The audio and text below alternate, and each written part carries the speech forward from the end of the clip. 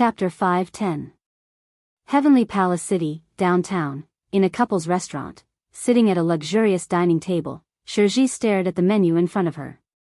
Her expression was extremely serious, as if she was about to win $5 million in the lottery. She didn't even blink her eyes.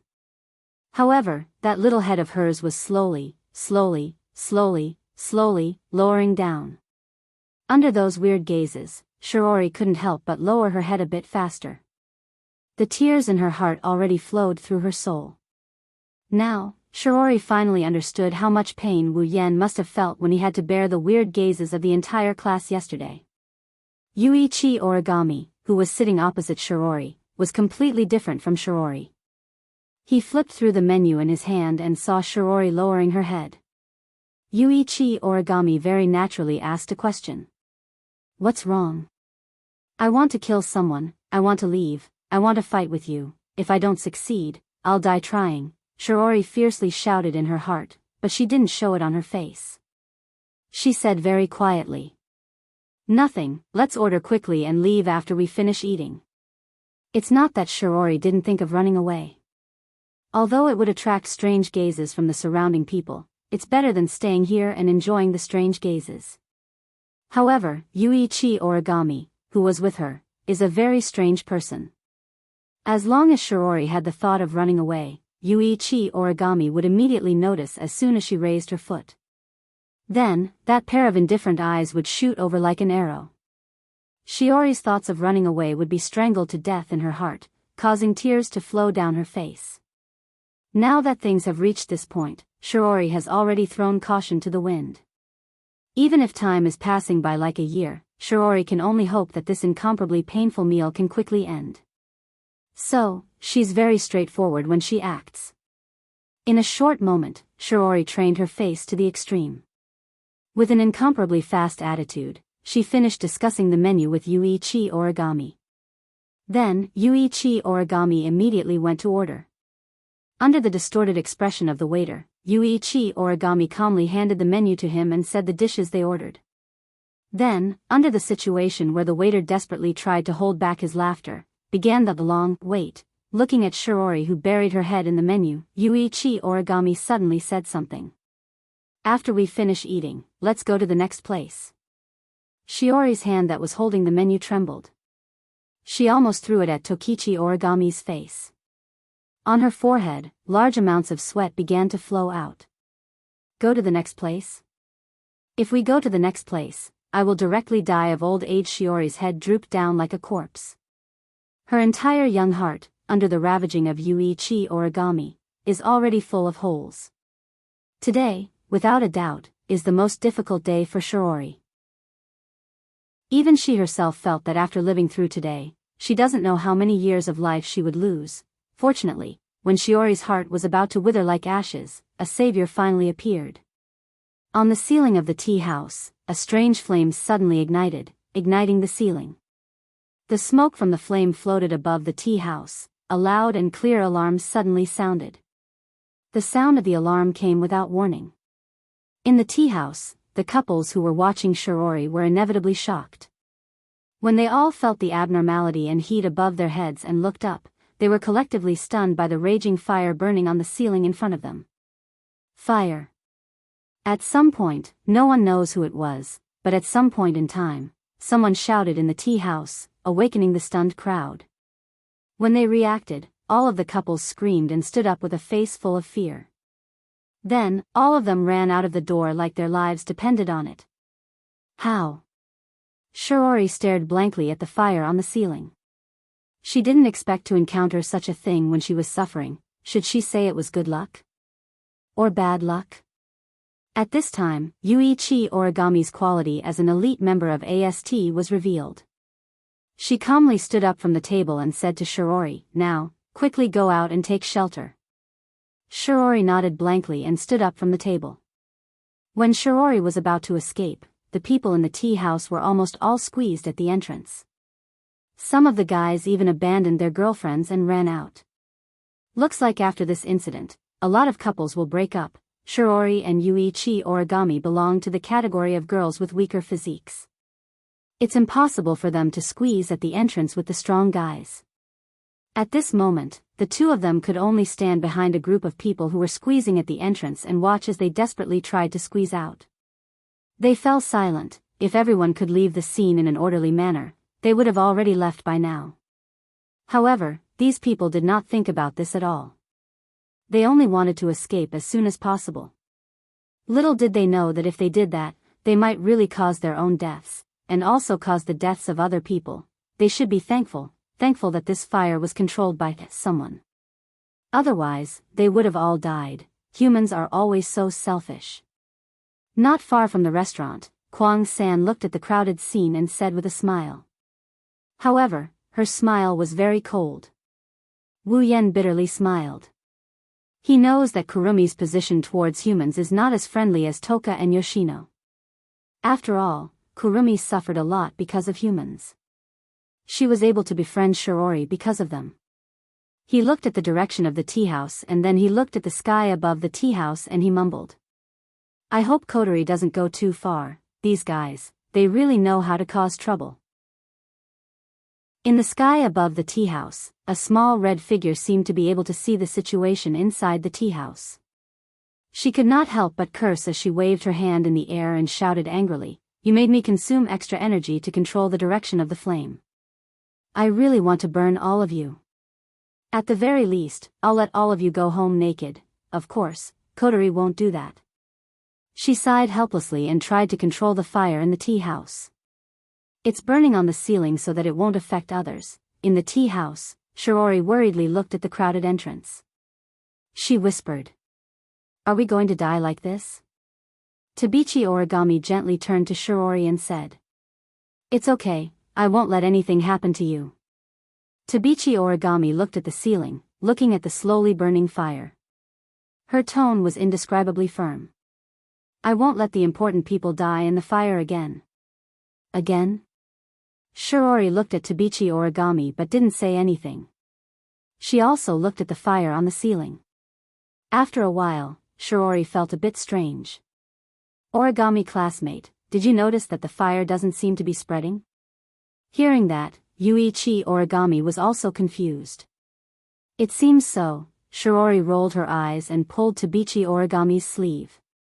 She said something that made Tabichi Origami uneasy. Why don't we go put out the fire? Put it out and we'll be fine. Chapter 5:11. I am back. Shirori pushed open the door of her house and groggily called out in a breathless tone. Then, her head drooped down tiredly. Her toes touched the ground and she floated into the living room like a ghost. Welcome back.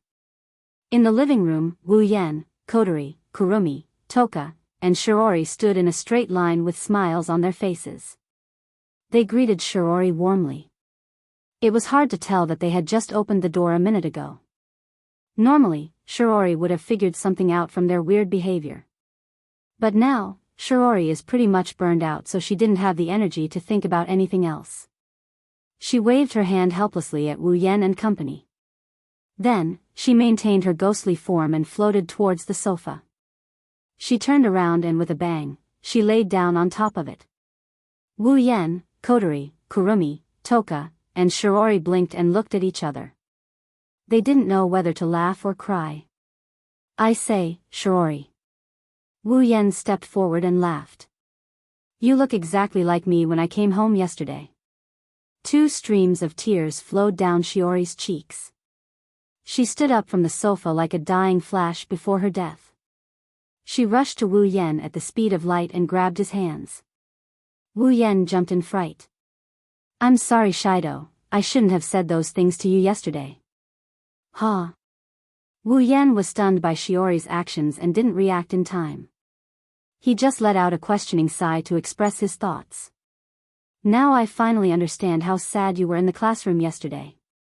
Shirji cried with snot and tears. I didn't understand you at that time. I really deserve to die. Shiori. Wu Yan felt uncomfortable looking at Shiori's strange behavior. He laughed dryly and said. I'm happy you can think like that. But, can you be a little more normal? Shiori's expression crumbled as she let go of Wu Yan's hands. She laid back down on the sofa and raised one of her hands while mumbling in a half-dead manner. "Give me 5 minutes, no, 10 minutes." Shiori's head drooped and she fell into a dead silence. Everyone present looked at each other in dismay. Looking at the dead silent Shiji, they tacitly took 2 steps back, formed a circle, turned around, and put their heads together.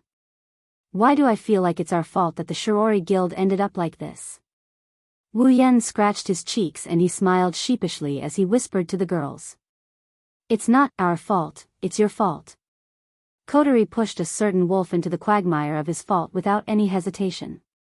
"You knew that Tabichi Origami had strange fetishes. Why didn't you tell Sis?" "If you told Sis, she wouldn't have gone." Wu Yan choked, he didn't know what to say. Indeed, the reason why Shiori ended up like this is because he wanted to watch the drama unfold. That's why he acted like an ignorant fool and got caught up in this torturous day. Wu Yan didn't want to be outdone by Kotori, so he retorted. "Kotori, you're not any better, right? Without that fire of yours, Shiji wouldn't be so exhausted. I'm destroying her body, but you're destroying her spirit." This time, it's Kotori's turn to choke. In fact, seeing Shiori like this, Kotori started to regret. After all, Shiori was different from them, she was just an ordinary person. For them, a fire is just child's play. But for Shiori, a fire is a very scary thing. If it were an ordinary person, in a fire scene, with a raging fire above their head, and the only escape route being blocked by the flow of people, they would definitely be frightened to the point that their mental state would shrivel up. As for Shiori, although her mental fortitude was not bad, anyone who was at the scene of a fire a moment ago would feel powerless when they returned home. That's why Kotori didn't think it through. "Alright, stop blaming each other." Kurumi pressed her hands together and smiled at Wu Yan and Kotori. "The most important thing now is to get Shiori to focus." "You're right." Everyone pondered for a while before Kotori spoke up. "Shidao, why don't you go and cook a table of delicious food for me? I like your cooking very much. With your cooking, I'm sure she'll be more or less energized." Hearing this, the others didn't say anything, but 10 Fragrance's eyes suddenly lit up, and her little head nodded vigorously. That's a good idea. If I'm in a bad mood, Shido can make a table of good food for me. I'll definitely cheer myself up." Wu Yan's mouth twitched. "No, as long as you have something to eat, your spirit will be stimulated, what?" Toka pouted and said with dissatisfaction. "What's so bad about it?" "No, I can't say that it's bad. After all, from another point of view, it's also a cute point. It's just that the person who wants to conquer it doesn't have good cooking skills. It'll be very difficult. If he wants to support you," Wu Yan ridiculed her, but the words that came out of his mouth were incomprehensible. At the very least, Toka and Yoshino couldn't understand what Wu Yan meant, except for Kurumi and Kotori. Immediately, Toka and Yoshino quickly gathered around Shiori. Toka said to Shiori in a seductive tone, Shiori, let me tell you, Shido is going to make some delicious dishes for you to eat." "Really?" Shiori took pity on Wu Yan's cooking. It should be said that most people wouldn't be able to resist Wu Yan's cooking. Shiori is the same. She opened her eyes when she heard Toka's words. "Really?" Yoshino blinked her big eyes and said softly. "Brother Shido said it himself." "I see, I'm looking forward to it." Shiori looked at Wu Yan and her face looked better. She also cheered up a bit. Everyone breathed a sigh of relief. "Yeah, I'm looking forward to it."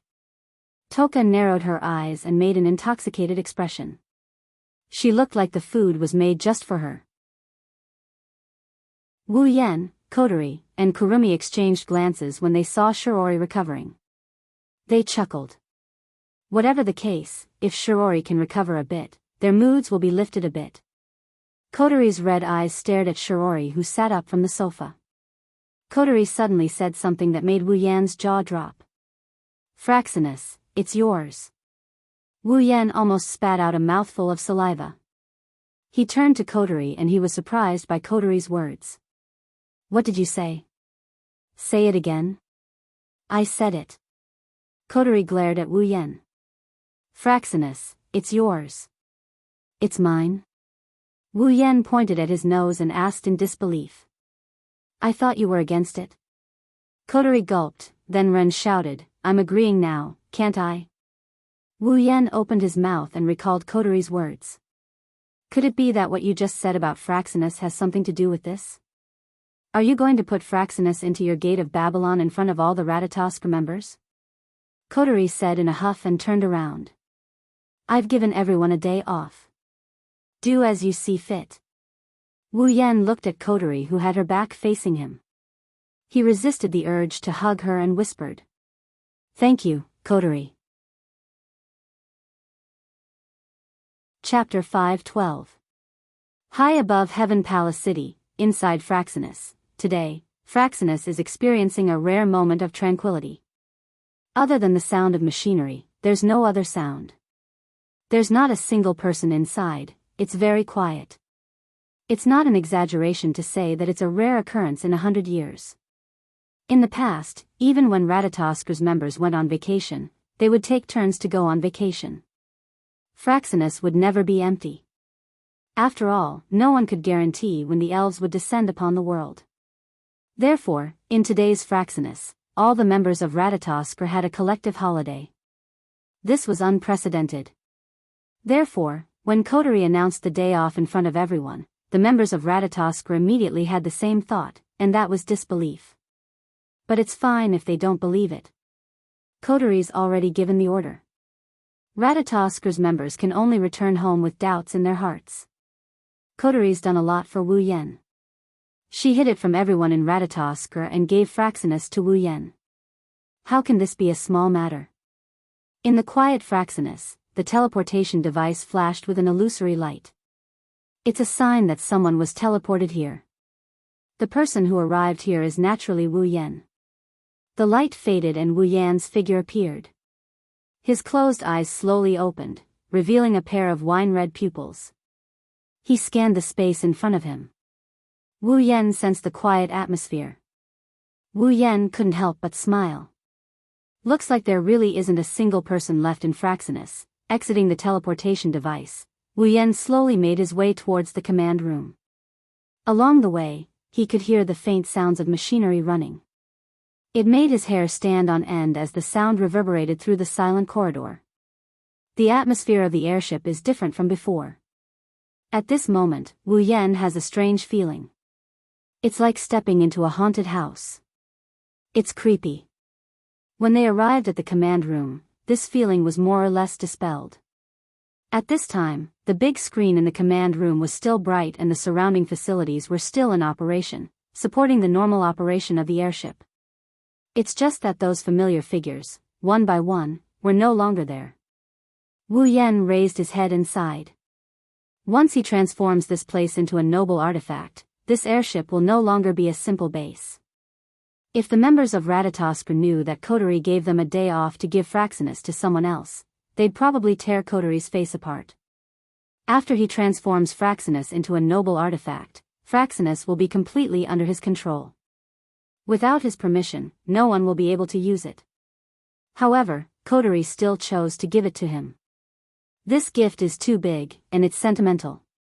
Commander Coterie's identity might be challenged.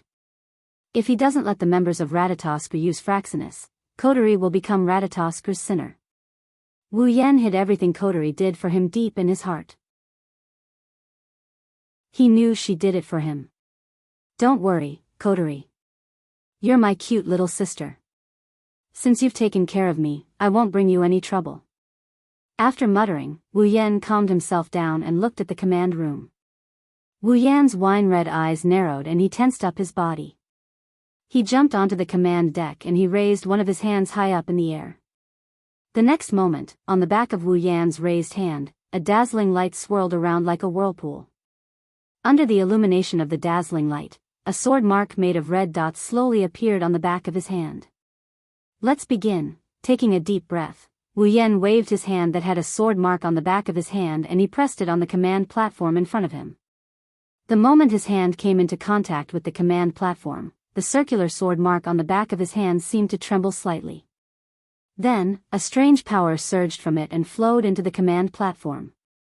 The command platform let out a soft hum when it received this power. Suddenly, the airship trembled violently and let out a series of screeches. Like a bird that knows it's about to fall into someone's hand, it started to cry and struggle. For a moment, Fraxinus seemed to have come alive. However, after 2 to 3 seconds, Fraxinus stopped shaking and returned to its deathly silence. The chirping also disappeared as if nothing happened. Of course, that's just on the surface. Wu Yan's hand that was in contact with the command room flashed and illuminated the entire command room. At the same time, countless red veins crawled out from his hand and wrapped around the command room. The red veins spread from the command room and crawled towards the floor. The steel floor is now covered in red veins. It looks extremely strange. Unfortunately, the red veins didn't seem satisfied with just occupying the floor. Soon, they started to crawl towards the walls in all directions. In just a moment, the entire command room is covered in red veins. Even the operating facilities and the very eye-catching big screen are covered in red veins. If someone were to enter the command room, they would definitely feel like they've entered an organ in a person's body. That's because these red veins are like blood vessels, moving up and down. Under Wu Yan's gaze, after the red veins took over the command room, they started to flow towards the outside of the command room. At a speed visible to the naked eye, they took over the surrounding area and continued to spread towards the rest of Fraxinus. After an unknown amount of time, Wu Yan, who was standing on the command room with one hand on the command room, raised his head and a smile appeared on his face. Wu Yan can sense that the red veins have already covered the entire Fraxinus. At this time, Wu Yan's mood was a little excited. His last mission in this world is about to be completed. That's not the most important thing. Once this mission is completed, he will be able to advance by a rank and become a true rank 8 powerhouse. When he was rank 7, he was able to challenge those of a higher rank. He was able to tie with Jaffer, who was at the beginning of the rank 8. He even fought with Kurumi, who was at the middle of the rank 8. Once he reaches the rank 8, his strength will definitely increase by leaps and bounds. The difference between ranks and ranks is completely incomparable. Otherwise, the students wouldn't have been so shocked when Wu Yan succeeded in challenging those of a higher rank. Plus, his Gate of Babylon and Shana of the Nipponese Temple had successfully upgraded to the gold armament level. How strong was he now? Wu Yan is looking forward to it. With this thought in mind, Wu Yan exerted more force on his hand. The red veins that covered Fraxinus responded to his command and they disappeared into the interior of Fraxinus. Chapter 5:13. Ding! Fraxinus has been successfully transformed into a noble relic. Wu Yan heard the system notification when the red veins were absorbed into Fraxinus. It told Wu Yan that he had successfully transformed the airship into a noble relic. However, the next notification surprised Wu Yan. Ding! Obtained a B-grade equipment, Fraxinus. A B-grade equipment? A gold armament? Wu Yan was stunned. He quickly retracted his hand from the command center. His wine-red eyes looked at the command center in front of him. His expression was full of surprise. What's going on? Shouldn't it be a D-grade equipment after transforming into a noble relic? Wu Yan mumbled in shock. The system thought that Wu Yan is asking it a question and thus, the mechanical voice rang in the depths of Wu Yan's mind again. Fraxinus' basic abilities are too high. After transforming into a noble relic, its abilities have been greatly enhanced. Its power is far beyond that of a D-grade equipment. The system has adjusted the grade of the equipment according to its power after transforming into a noble relic. The most suitable grade for the equipment is B-grade. Before Fraxinus was turned into a relic, it was considered a fortress. Not only were there all kinds of advanced facilities with strange abilities, such as teleportation devices and invisibility systems, but there were also some of the most advanced weapons in the world. Fraxinus was the headquarters of Ratatosk. It was impossible for such an important place to not have a weapon system. Although Ratatoskr's main goal was to save the elves, it was still necessary to have a weapon system. Otherwise, how could they compete with the powerful AST? Besides, Ratatoskr was not only an organization against the elves, but it was also a military enterprise similar to Deus Ex Machine. It was a military enterprise that provided military equipment to soldiers and police all over the world. It was only natural for them to have advanced equipment in their headquarters. Now, the powerful airship equipment was transformed into a noble relic by Wu Yan along with Fraxinus. Of course, Fraxinus would not only be a D-grade equipment. Don't forget that the ability of Knight's Undying Knight not only turned normal weapons into D-grade equipment, it also had another effect. If the equipment was D-grade or above, it would retain its original grade and be under the user's control after transforming it into a noble relic. The equipment of the AST could bestow upon the commoners the strength to fight against the elves. Judging from the equipment of the AST members, the equipment was definitely not just D-grade. Ratatoskr, which was of the same nature as the AST but had a different purpose, would not be inferior to the AST either. That's why the Fraxinus HQ is equipped with a series of weapons of high quality. Plus, it's equipped with a whole fleet of airships. After it's turned into a noble relic, its power has increased by a lot. The system gave Fraxinus a B-grade equipment, a gold armament. In other words, Wu Yan got a battle fortress that is on par with the Gate of Babylon. Oh my god. Wu Yan was speechless. After the initial shock, he was filled with excitement. Is this the real reward of the third dungeon mission? Since when did the system become so black-hearted? It's a good thing the system doesn't have a consciousness of its own. Otherwise, Wu Yan, who said that would probably enjoy the days to come, Wu Yan touched the command deck in front of him. He could feel that after Fraxinus was transformed into a noble relic, there is an inexplicable connection between him and the airship. The connection is very strong. It seems like Fraxinus will respond to him with just a thought. Closing his eyes, all the information about Fraxinus surged into his mind and he slowly digested it. After he digested all the information, he finally understood why the system rated Fraxinus as a B-tier equipment. In a real battle, a large fortress like this might not be useful at all. However, if it is used in a war, Fraxinus alone can definitely destroy Academy City in the world of magic. Of course, this doesn't take into account Alistair and Iwa's personal strength into account. What a pleasant surprise, coterie. Wu Yan shook his head with a smile. His gratitude towards coterie grew even stronger. He resisted the urge to go back and kiss coterie like a wolf. Wu Yan jumped off the command deck and walked outside. Now, this is the real show. Outside of Fraxinus, in the sky where no one can see him, a figure suddenly appeared. He floated in front of the invisible Fraxinus and stood there as if he was standing on flat ground. Wu Yan could vaguely see a layer of rainbow light around the invisible Fraxinus. Wu Yan can see it because he is the owner of Fraxinus. He raised his hand and pointed at Fraxinus. In an instant, a crimson ripple appeared at the tip of his finger and spread out in all directions. The crimson ripple is like a red lotus blooming in the sky. It spread across a flat area and got bigger and bigger until it was the same size as Fraxinus. The ripple stopped expanding and stopped there. Wu Yan raised his other hand and waved it at Fraxinus. Fraxinus floated into the crimson ripples like a boulder thrown into a lake.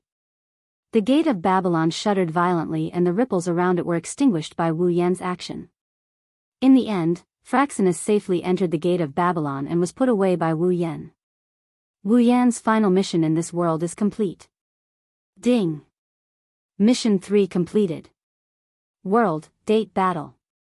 Mission, collect. Mission 1, materialize all the spatial quakes around the world and collect them. Current progress, 1010, completed, reward, 50,000 equipment points, item points, ability points, summoning points.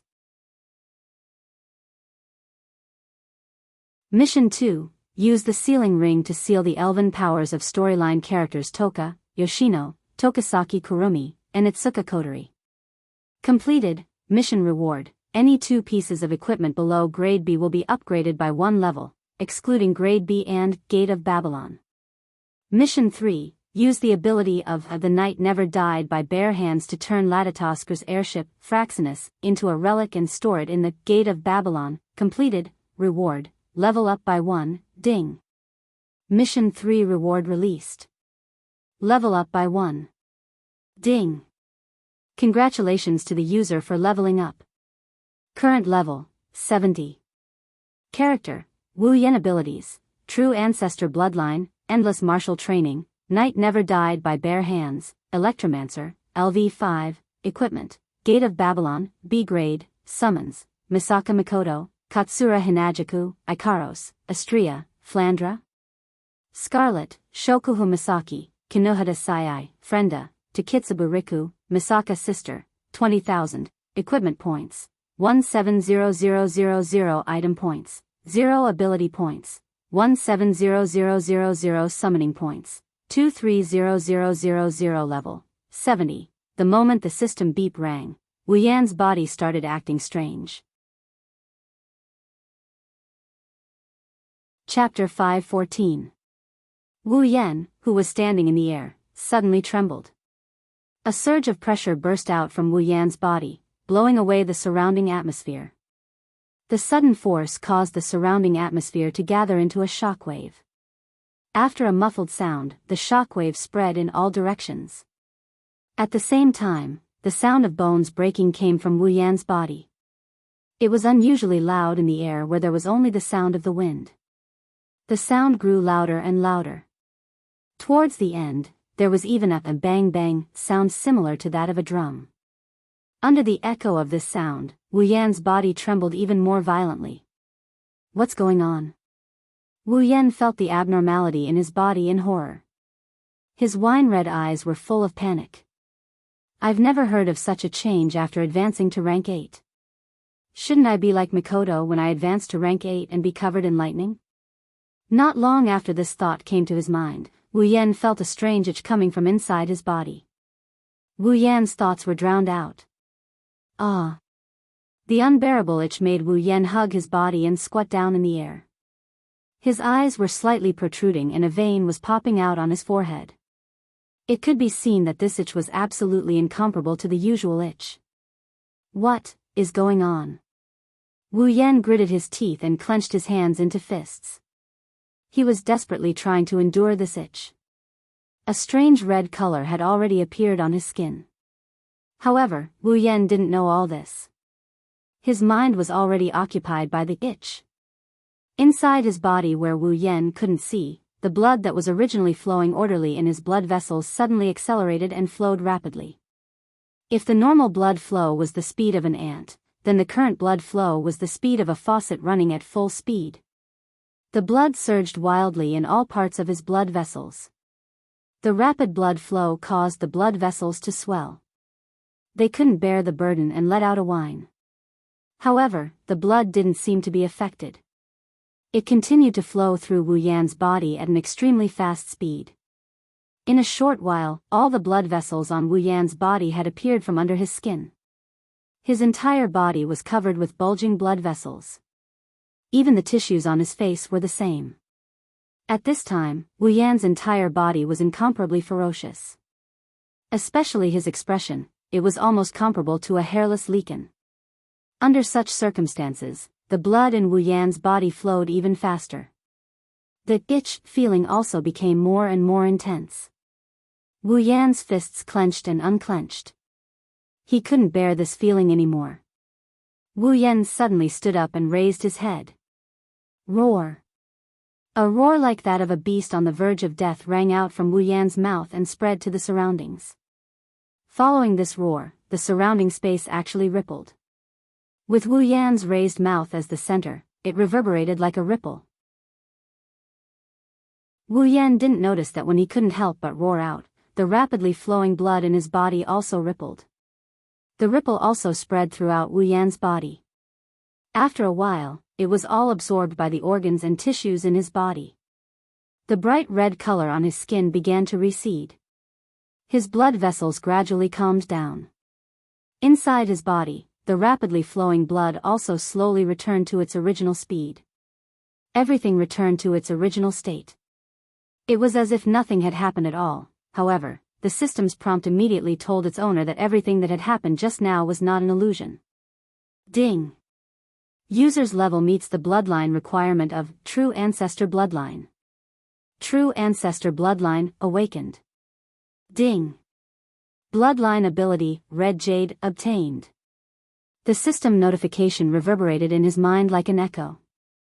Wu Yan, who just regained his consciousness from the itch, got knocked out of his mind. True Ancestor Bloodline awakened? Bloodline ability? Wu Yan shook his head in a daze. What entered his sight is the endless blue sky. His eyes that had turned golden at some point in time turned back to a wine-red color. The wine-red color is even deeper than before, but the expression in his eyes is one of confusion. This. What's going on? Wu Yan said this for the third time. He didn't know what to do with this sudden development. As if seeing Wu Yan's confusion, the system answered. Because the user's previous level could not fully accommodate all the mysteries of the True Ancestor Bloodline, the True Ancestor Bloodline automatically hides within the user's body, so the user can only use the True Ancestor Bloodline's Immortal Body ability. Only when the user's level meets the bloodline requirement of the True Ancestor Bloodline, will the True Ancestor Bloodline be able to unleash its true ability and awaken. Hearing the system's monotonous voice, Wu Yan gradually calmed down. In other words, the current me truly has the ability to become a true ancestor? Yes.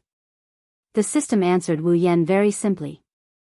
In a way, it was telling Wu Yan that he was too weak in the past and couldn't even unleash the full potential of his bloodline. However, Wu Yan wasn't upset at all. Instead, he smiled. This meant that the current him finally had the qualifications to become a true ancestor. Moreover, the awakening of the bloodline had brought him many benefits. Wu Yan himself felt that his physical strength had increased by at least 3 or 4 times. His body's recovery ability had also increased by a lot. This didn't even include the part of the increase from the advancement. It was all because of the bloodline. Also, that bloodline ability, Red Jade, exclusive ability of the True Ancestor Bloodline, cannot be exchanged. Turn the blood of a living creature into a piece of red jade and fuse it into the user's body. When the user activates the red jade in the user's body, for a certain period of time, the user will obtain the same ability as the blood master that formed the red jade, including the level. Even if the blood master's ability and level increase, the red jade in the user's body will also grow and obtain the same ability as the blood master that formed the red jade. The greater the difference in ability between the blood master and the user, the shorter the activation period of the red jade will be. Conversely, the longer the activation period of the red jade will be. After activation, the red jade will not be activated again within 24 hours. Note, the user can fuse up to 3 pieces of red jade. The red jade can be discarded. It can't be. Staring at the bloodline ability in the system list, Wu Yan's mouth gradually opened and his mind went blank. There was only one thought left in his mind, that is, this is awesome. The ability to obtain the full strength of the blood master? If this is Flanderchan's blood. Wu Yan swallowed his saliva and his heart started to pound. However, Wu Yan didn't notice it at all. His wine-red eyes were still staring at the description of the red jade, afraid that he was mistaken. Am I dreaming? Wu Yan pinched himself stupidly. When the pain entered his senses, Wu Yan knew that all of this was real. I'm going to defy the heavens. Wu Yan's face, which had gained a lot of charm due to the awakening of the bloodline, became extremely distorted and destroyed the charm completely. He was so excited that his whole body trembled. It's impossible not to be excited. Obtaining the full strength of the blood master that made up the red jade, what does this mean? It means that when Wu Yan returns to the Spalier world and obtains a drop of blood from Flanderchan's body and transforms it into the red jade, after activating the red jade, Wu Yan will have the same level and ability as Flanderchan. In other words, when the red jade is activated, Wu Yan will become a Tier 9 powerhouse. Moreover, he was a powerhouse of the 9th stage who could use the I ability. Chapter 5:15. In the sky, Wu Yan is slowly flying towards Wu He's house. His face is still in a daze, which means he still hasn't recovered from the shock of his heaven-defying bloodline ability. After all, the red jade is just too amazing. As long as you get a drop of blood, you can copy the strength of the owner of the blood. This ability is not only heaven-defying, it's also cheating. Think about it, if an opponent is several times stronger than you and can kill you in the blink of an eye, you'll suddenly have the same ability and rank as your opponent. How depressing would that be? And if, in such a situation, a character that could be easily squashed to death suddenly became stronger than him and became an existence that could squash him to death, then it would be even more depressing, to the extent that he would vomit blood.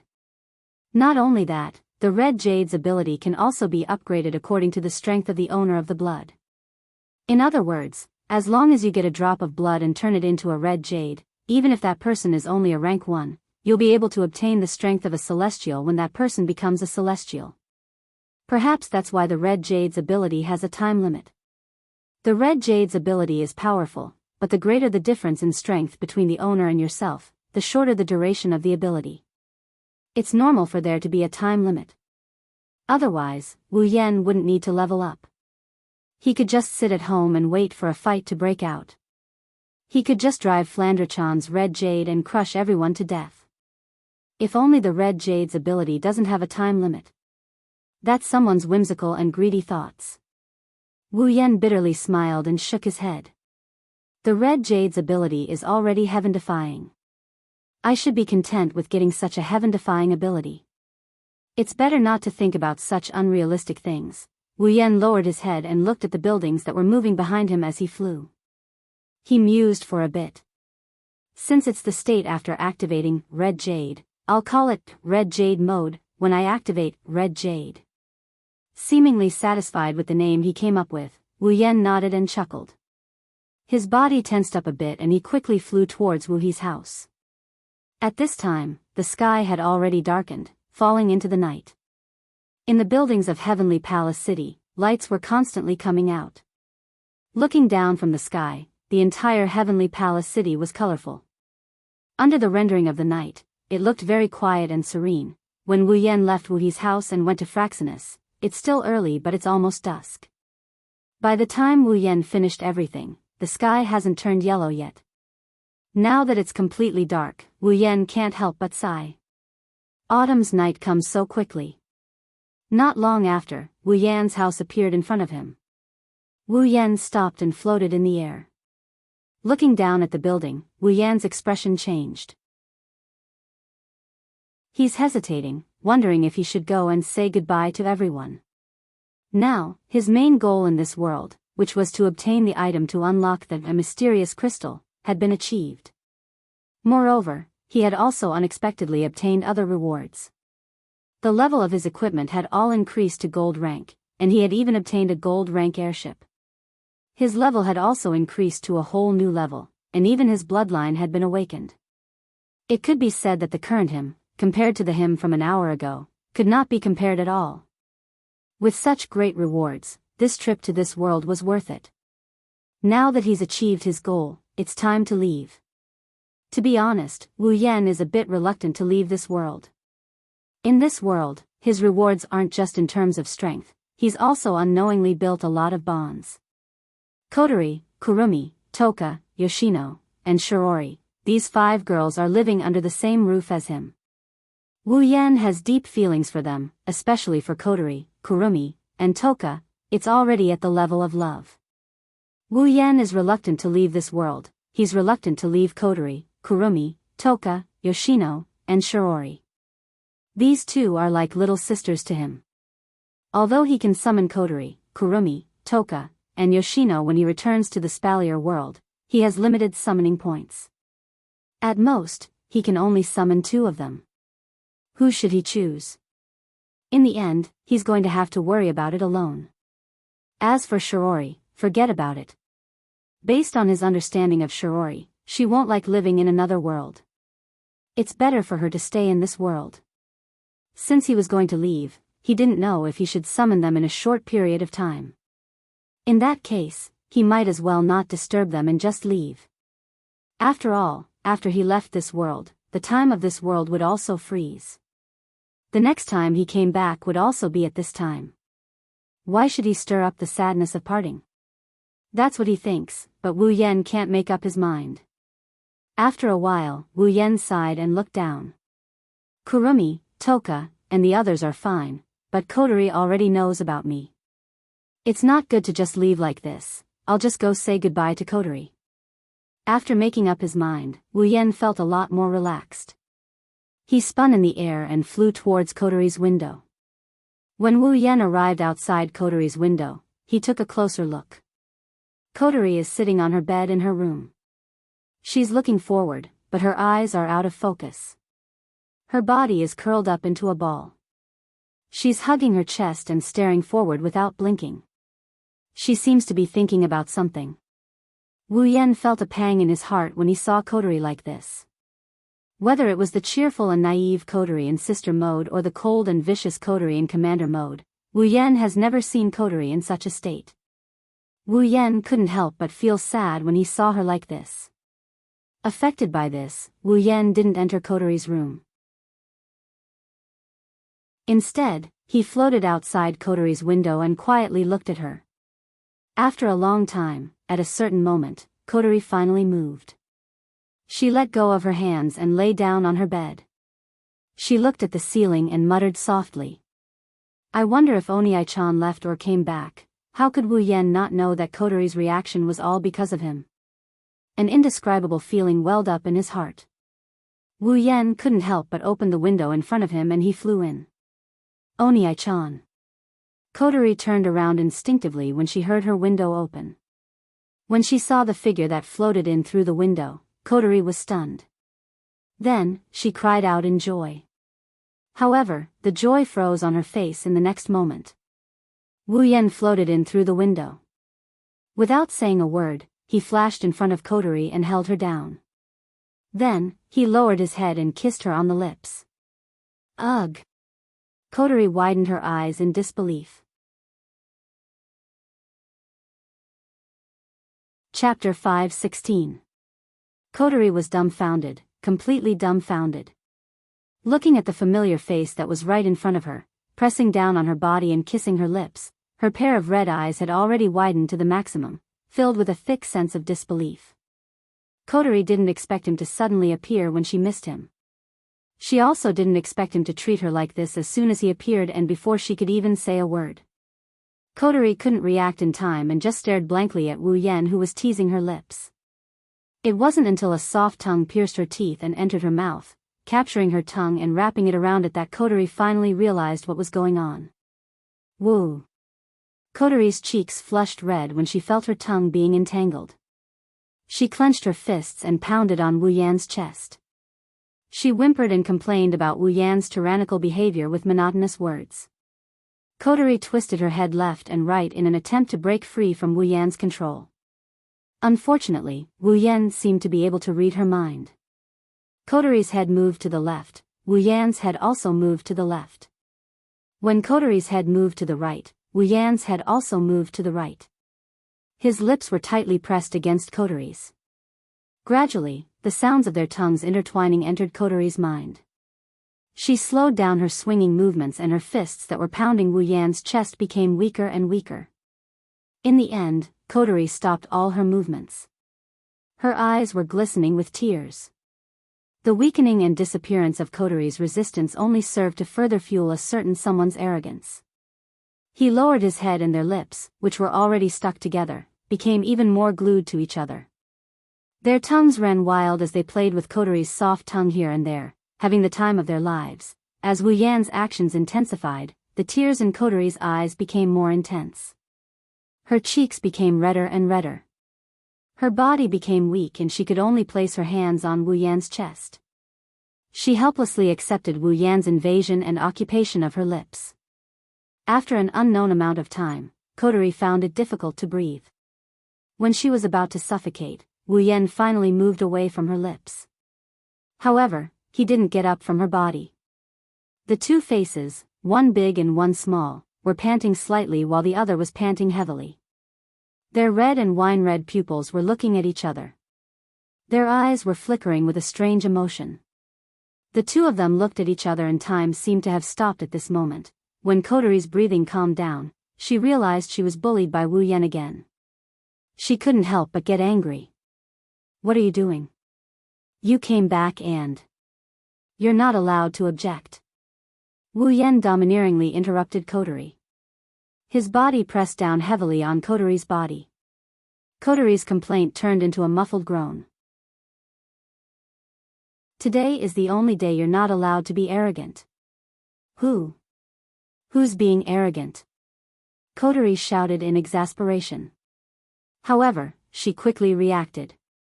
Today is the only day? Why do you say today is the only day? Is there something special today? Kotori ignored the fact that Wu Yan is on top of her.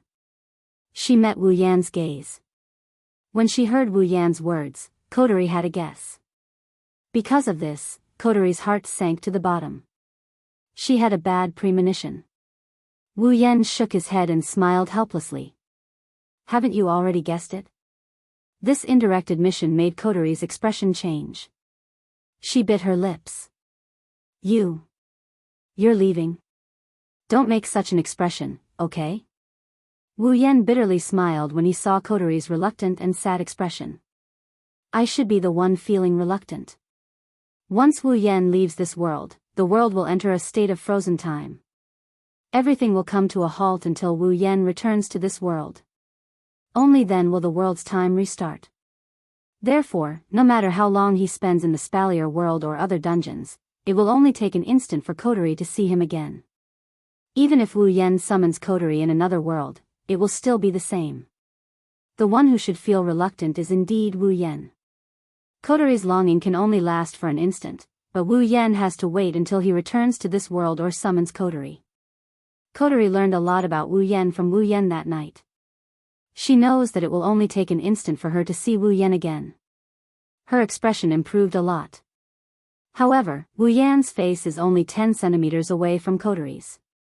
He can see that she still feels reluctant. Wu Yan didn't know whether to laugh or cry. Didn't I say it will only be an instant? What? You still feel reluctant? It's none of your business. Kotori turned her head away, blushing a little. I'm not reluctant. Is that so? Wu Yan giggled as he leaned forward a bit. Didn't I tell you? You're not allowed to be arrogant.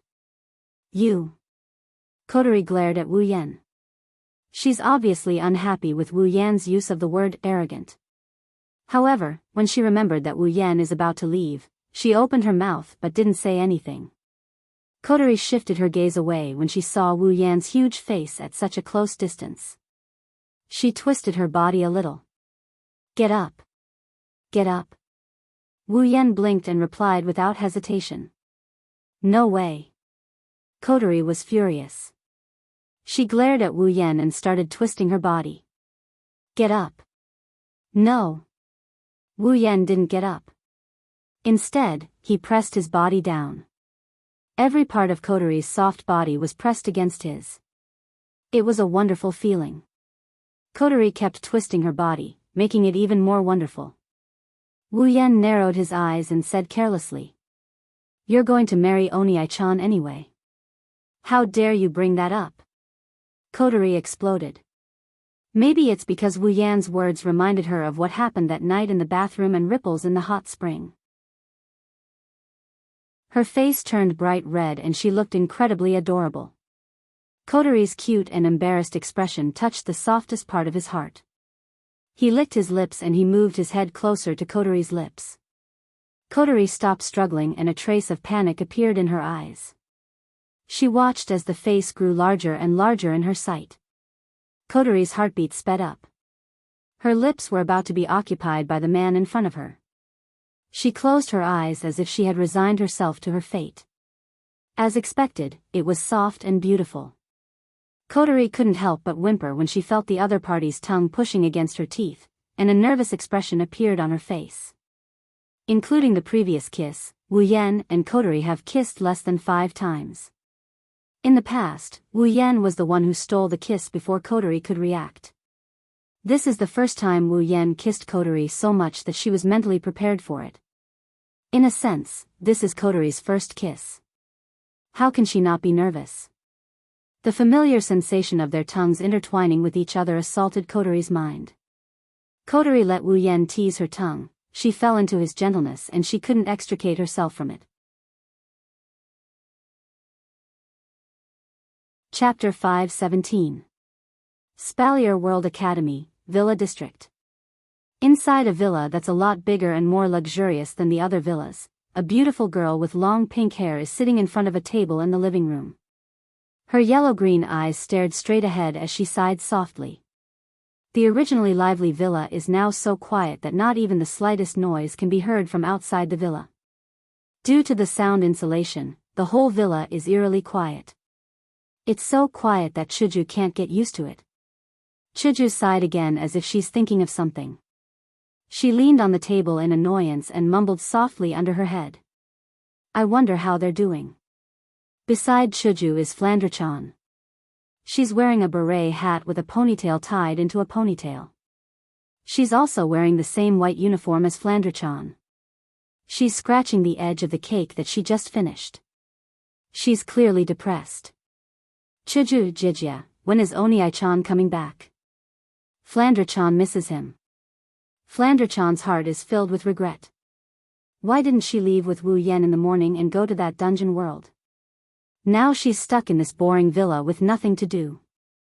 Well, it can't be helped. Flandre-chan didn't go with Wu Yan because she promised to hang out with Liren.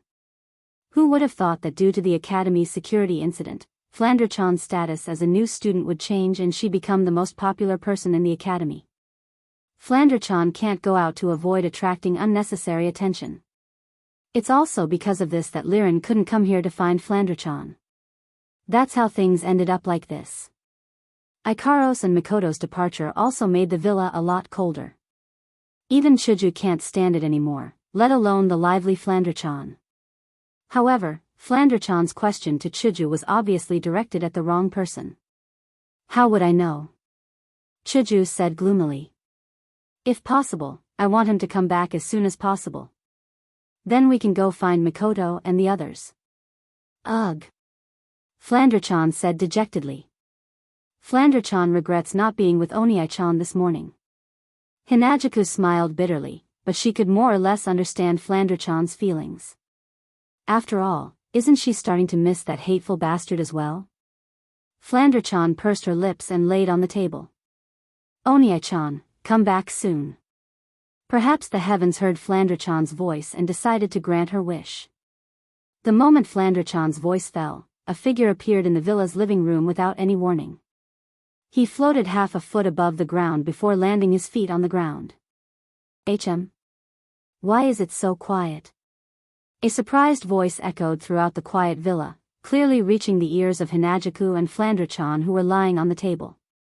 When they heard that dreamy voice, the two of them shuddered.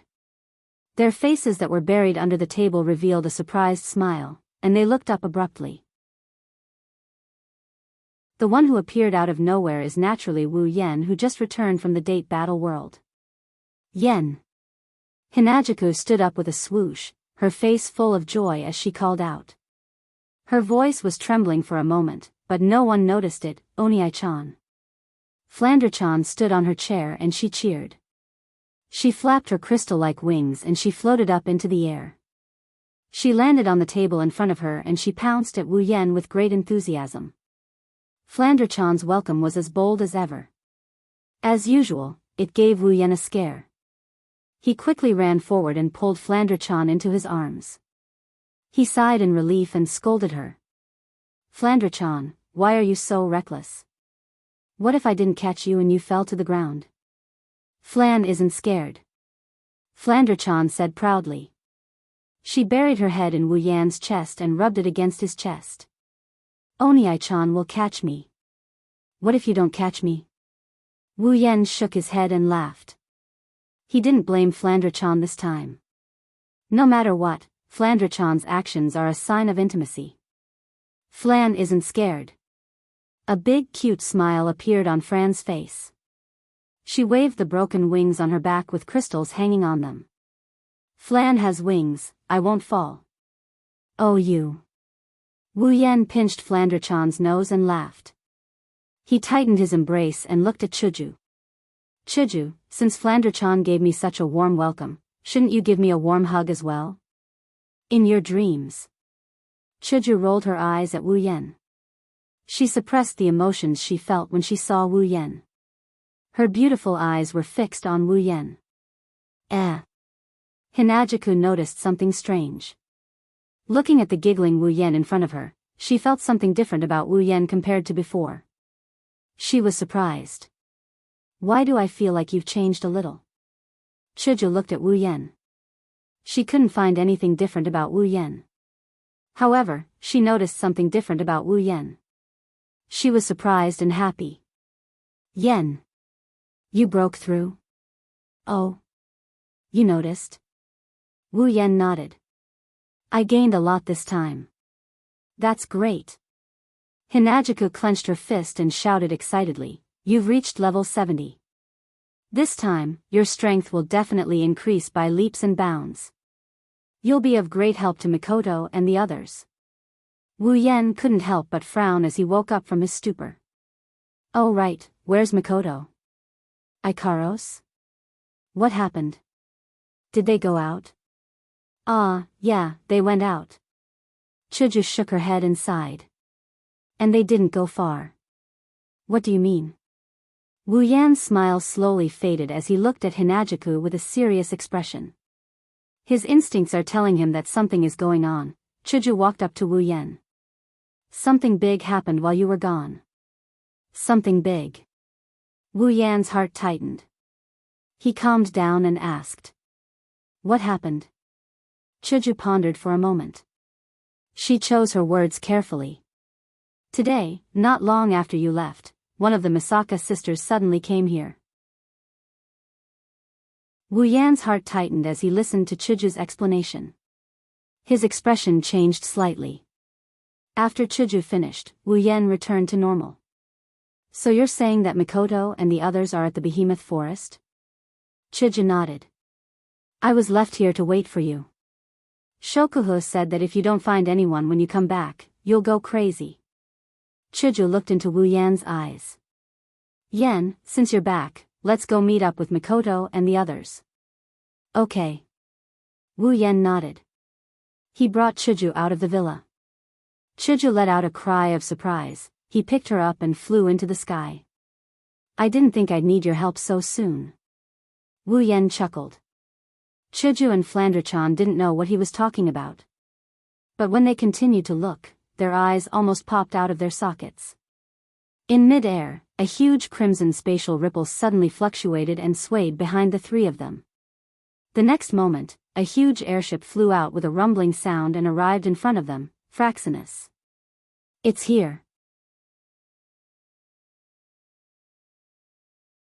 Chapter 518. There were no clouds in the distant sky. Sunlight shone on the ground, but there was no trace of the sun. The sunlight that should have been full of warmth seemed to have lost its warmth. It looked a little listless. Azure blue became the only color in the sky. At a certain moment, a soft sound of something breaking through the air rang out in the silent sky. It pierced through the vast sky and rushed into the distance. If one were to observe carefully, one would discover that wherever the sound of something breaking through the air passed by, all the wind and waves would be blown to the sides, as if something had forcefully pushed them apart. The reason for this situation was because there was a giant airship that was invisible to the naked eye. It was flying through the sky at a speed faster than the airship itself. Inside the invisible airship, which is the command room of Fraxinus, the ship's ship, wow. So fast. So cool. So handsome. Flandrachan's excited cheers resounded throughout the command room. She ran around the various facilities in the command room, touching and looking at them from time to time. Her face was filled with curiosity and excitement. Wu Yan is sitting on the command deck with his eyes closed. He looks like he's asleep, but in his mind, he's giving orders to Fraxinus. They're heading towards the Behemoth Forest in an orderly manner. This is one of the benefits of using Fraxinus as a noble phantasm. He doesn't have to do anything himself, he only has to do it in his mind. Chuju stood on the side of the command platform and looked at the corner of the sky that was moving backward on the big screen. She then looked at Wu Yan, who was sitting on the command platform, and spoke in a strange tone. "Where did you steal this from?" Wu Yan, who was controlling Fraxinus to fly towards the behemoth forest, almost trembled and let Fraxinus crash into the ground. Wu Yan opened his eyes and rolled his eyes at Chuju. "Why are you talking about stealing? If this isn't stolen, could it be snatched?" Chuju curled her lips and said, "Could it be given by someone else?"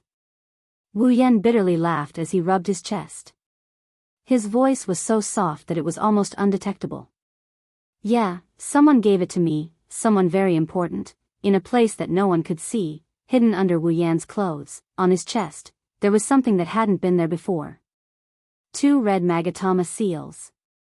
The 2 red Magatama marks were the result of Wu Yan's true ancestor bloodline ability, Red Jade. Before leaving the Date Battle World, Wu Yan asked for a drop of blood from Kotori and Kurumi. He used his bloodline ability to turn it into 2 pieces of red jade and fuse them into his body. After all, his red jade had all the abilities and levels of the blood that made up the red jade. If he didn't make good use of it, wouldn't he be burying this heaven-defying bloodline ability? Kotori's ability is the ability to control fire, and Kurumi's ability is the ability to control time.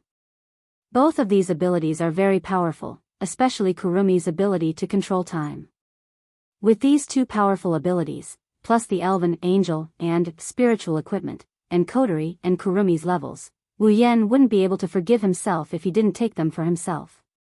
If it weren't for the fact that most of Ikaros's abilities are based on the equipment, and the fact that the red jade can possess all the abilities and levels of the original owner of the blood but can't copy the equipment, Wu Yan would rather get Ikaros's red jade. Thus, he settled for the next best thing and chose the red jade of the elves. Even though the red jade can't replicate the owner's equipment, the angel and spiritual equipment are an exception. The elves' angel and spiritual equipment are nurtured by their own spiritual energy. Strictly speaking, they're more like equipment abilities than equipment. That's why Wu Yan chose Kotori and Kurumi. With the angel and spiritual equipment, the elves can unleash 100% of their abilities. Without the angel and spiritual equipment, the elves' abilities will drop until they can't even unleash 1/10 of their full power. Wu Yan originally wanted to extract Toka's blood. In terms of abilities, Toka's melee combat abilities are no match for Kotori and Kurumi, who can manipulate fire and time. He might not even be a match for Yoshino, who can manipulate ice. However, in terms of combat power, Toka might be the strongest among the elves. Other than Kotori, no one else in the group can match Toka's combat power. Unfortunately, he can only have 3 red jades at most. After getting Kotori and Kurumi's red jades, he had no choice but to give up on Toka's red jades. Wu Yan had already made up his mind about the 3rd red jade. "Flander-chan, come here for a second." Flander-chan, who was running all over the place, heard Wu Yan calling for her. She gave up on exploring the area and ran towards Wu Yan without hesitation. "Onii-chan, what's wrong? There's something I need your help with." Wu Yan reached out and pulled Flander-chan into his arms. He hesitated for a bit before saying, "It might hurt a little later. Flander-chan isn't afraid of pain. I'm not an older sister." Flander-chan wrinkled her nose and said. Wu Yan raised an eyebrow. He silently mourned for Remilia, who was raped by Flander-chan, without hesitation. Grabbing Flander-chan's hand, under Chuju and Flander-chan's curious gaze, Wu Yan made a small cut on Flander-chan's finger. Before the 2 girls could react, Wu Yan quickly squeezed Flander-chan's finger and squeezed out a small drop of blood from the cut. He transferred it to his hand, and the cut on Flander-chan's finger disappeared the moment the blood was squeezed out. Even if her power is sealed, Flander-chan's vampire physique can't be removed. The most basic ability of a vampire is their powerful vitality and regenerative ability. Although it's not as strong as a true ancestor, Flander-chan is no ordinary vampire. Wounds like this can be healed in an instant. Flander-chan looked at her finger and blinked. "It doesn't hurt at all." Chuju looked at the blood in Wu Yan's hand and asked curiously, "What are you doing?" "Yen." Wu Yan smiled and didn't answer Chuju's question. He raised the blood in his hand and clenched his fist. A muffled sound came from Wu Yan's palm. Chuju and Flanderchan could see a flash of blood, but it quickly disappeared. When Wu Yan opened his hand, the blood was gone and in its place was a small red jade magatama. What is this? Chuju and Flanderchan were stunned. They tilted their heads and stared at the red jade magatama. It's as if they can see a flower in it. This is my strongest combat power at the moment. Tightening his grip on the red jade, Wu Yan's mood was a little excited. As long as he can fuse it with his body and activate it, he will have the strength of a rank 9 for a short period of time. How can Wu Yan not be excited? Thus, Wu Yan impatiently tore off his clothes and pressed the red jade on his chest. The 3 red jades lined up neatly on Wu Yan's chest. Rubbing his chest, Wu Yan's heart surged with excitement.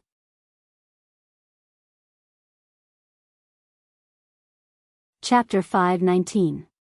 While Fraxinus is flying towards the behemoth forest, something unexpected is happening in the behemoth forest. Outside the behemoth forest, about 100 meters away from the behemoth forest, a sea of people is surrounding the supply town. They are blocking the path between the supply town and the behemoth forest, forming an arc. They are standing in the middle of the road, forming a human wall. In the supply town, some people who are going to the behemoth forest to hunt magical beasts or train themselves would come here from time to time. When they saw the wall of people blocking the path to the behemoth forest, they were all stunned. Some people felt that the giant beasts forest was a bit strange today, so they decided to leave. There were also some who wanted to enter the giant beasts forest. However, after talking to the people surrounding the giant beasts forest, they decided to leave as well. Only a few chose to stay behind, but they didn't enter the giant beasts forest. Instead, they joined the people surrounding the forest. This situation continued for a long time. As time passed, more and more people surrounded the supply town. In the end, the people who came out of the supply town couldn't see the behemoth forest anymore. They could only see a black mass of people. On the other hand, the people at the front of the encirclement were not squeezed together like the people at the back. They were clearly divided into several groups and kept a distance away from each other. These people were all equipped with decent equipment and armaments. Compared to the people at the back, they were more like a proper elite organization. These groups were undoubtedly the most eye-catching existences in this sea of people. Among them, there was even a group that the surrounding groups involuntarily shifted their gazes and cast their gazes on them. This group was very special. Their numbers were not inferior to other groups. There were about 10 to 20,000 people, and all of them were young girls. Even their clothes and weapons were the same. However, this was not the most important thing. The most important thing was that these young girls, even their appearance, were exactly the same. That's right. They look exactly the same. This group was none other than the Misaka sisters. Mikoto, Shokuhu Misaki, Ikaros, Astria, Kinuhata Sayai, Frenda, and Takitsubu Riku were standing at the front of the Misaka sisters. They were the 7 girls who came to help the sisters. From the looks of it, Mikoto and the rest must have already rescued the sisters from the magical beast forest. Moreover, it seems like they had something else to do, so they stayed here with the sisters. If one were to observe carefully, they would notice that other than the Misaka sisters who had no emotions, the rest of them were more or less nervous. They were all holding weapons in their hands as they stared into the distant behemoth forest, as if they were about to face a great enemy. The frontmost groups are the same. Even the leaders of these groups have a heavy expression on their faces, including Mikoto's group. Something must have happened since Mikoto and the rest left Silveria World Institute. Something else must have happened. They're here. Suddenly, a voice filled with shock echoed in the air. Everyone's nerves were stretched taut. They all looked towards the direction of the giant beast's forest. Everyone's hearts skipped a beat as they looked towards the direction of the giant beast's forest. It didn't take long for the people at the front to see that at the edge of the giant beast's forest, a cloud of dust was slowly rolling up. It covered the trees of the giant beast's forest. Then, a series of rumbling sounds could be heard. It sounded like the rumbling of a cavalry troop. After the continuous rumbling sound, everyone present felt the ground tremble. Among the crowd, many people instinctively tightened their grip on their weapons and stared at the direction of the smoke and dust, swallowing mouthfuls of saliva. The frequency of the ground shaking increased, and the rumbling of footsteps became louder and louder. The smoke and dust also came closer and closer to the crowd, slowly sweeping over. Finally, in the next moment, the source of the ground shaking appeared in everyone's line of sight. It's a group of demonic beasts. Roar. Aoo. Woo. As the terrifying magical beast army appeared in front of the crowd, the cries that belonged to the magical beasts also rang out. The magical beast army at the front dashed towards them as they raised their heads and roared towards the sky. Just the chaotic roars of the magical beasts alone had already caused some of the people in the crowd to retreat in fear. They are finally here. Shokuhu Misaki stared at the terrifying demonic beast army from the front of the Misaka sisters. Her expression turned serious. These demonic beasts have lost their way of life. In the past, demonic beasts only lived in the behemoth forest. They never left the behemoth forest. Even though demonic beasts have low intelligence, their instincts are much higher than humans. They know that if they leave the behemoth forest, they will be dissected by humans. That's why no demonic beast has ever left the behemoth forest.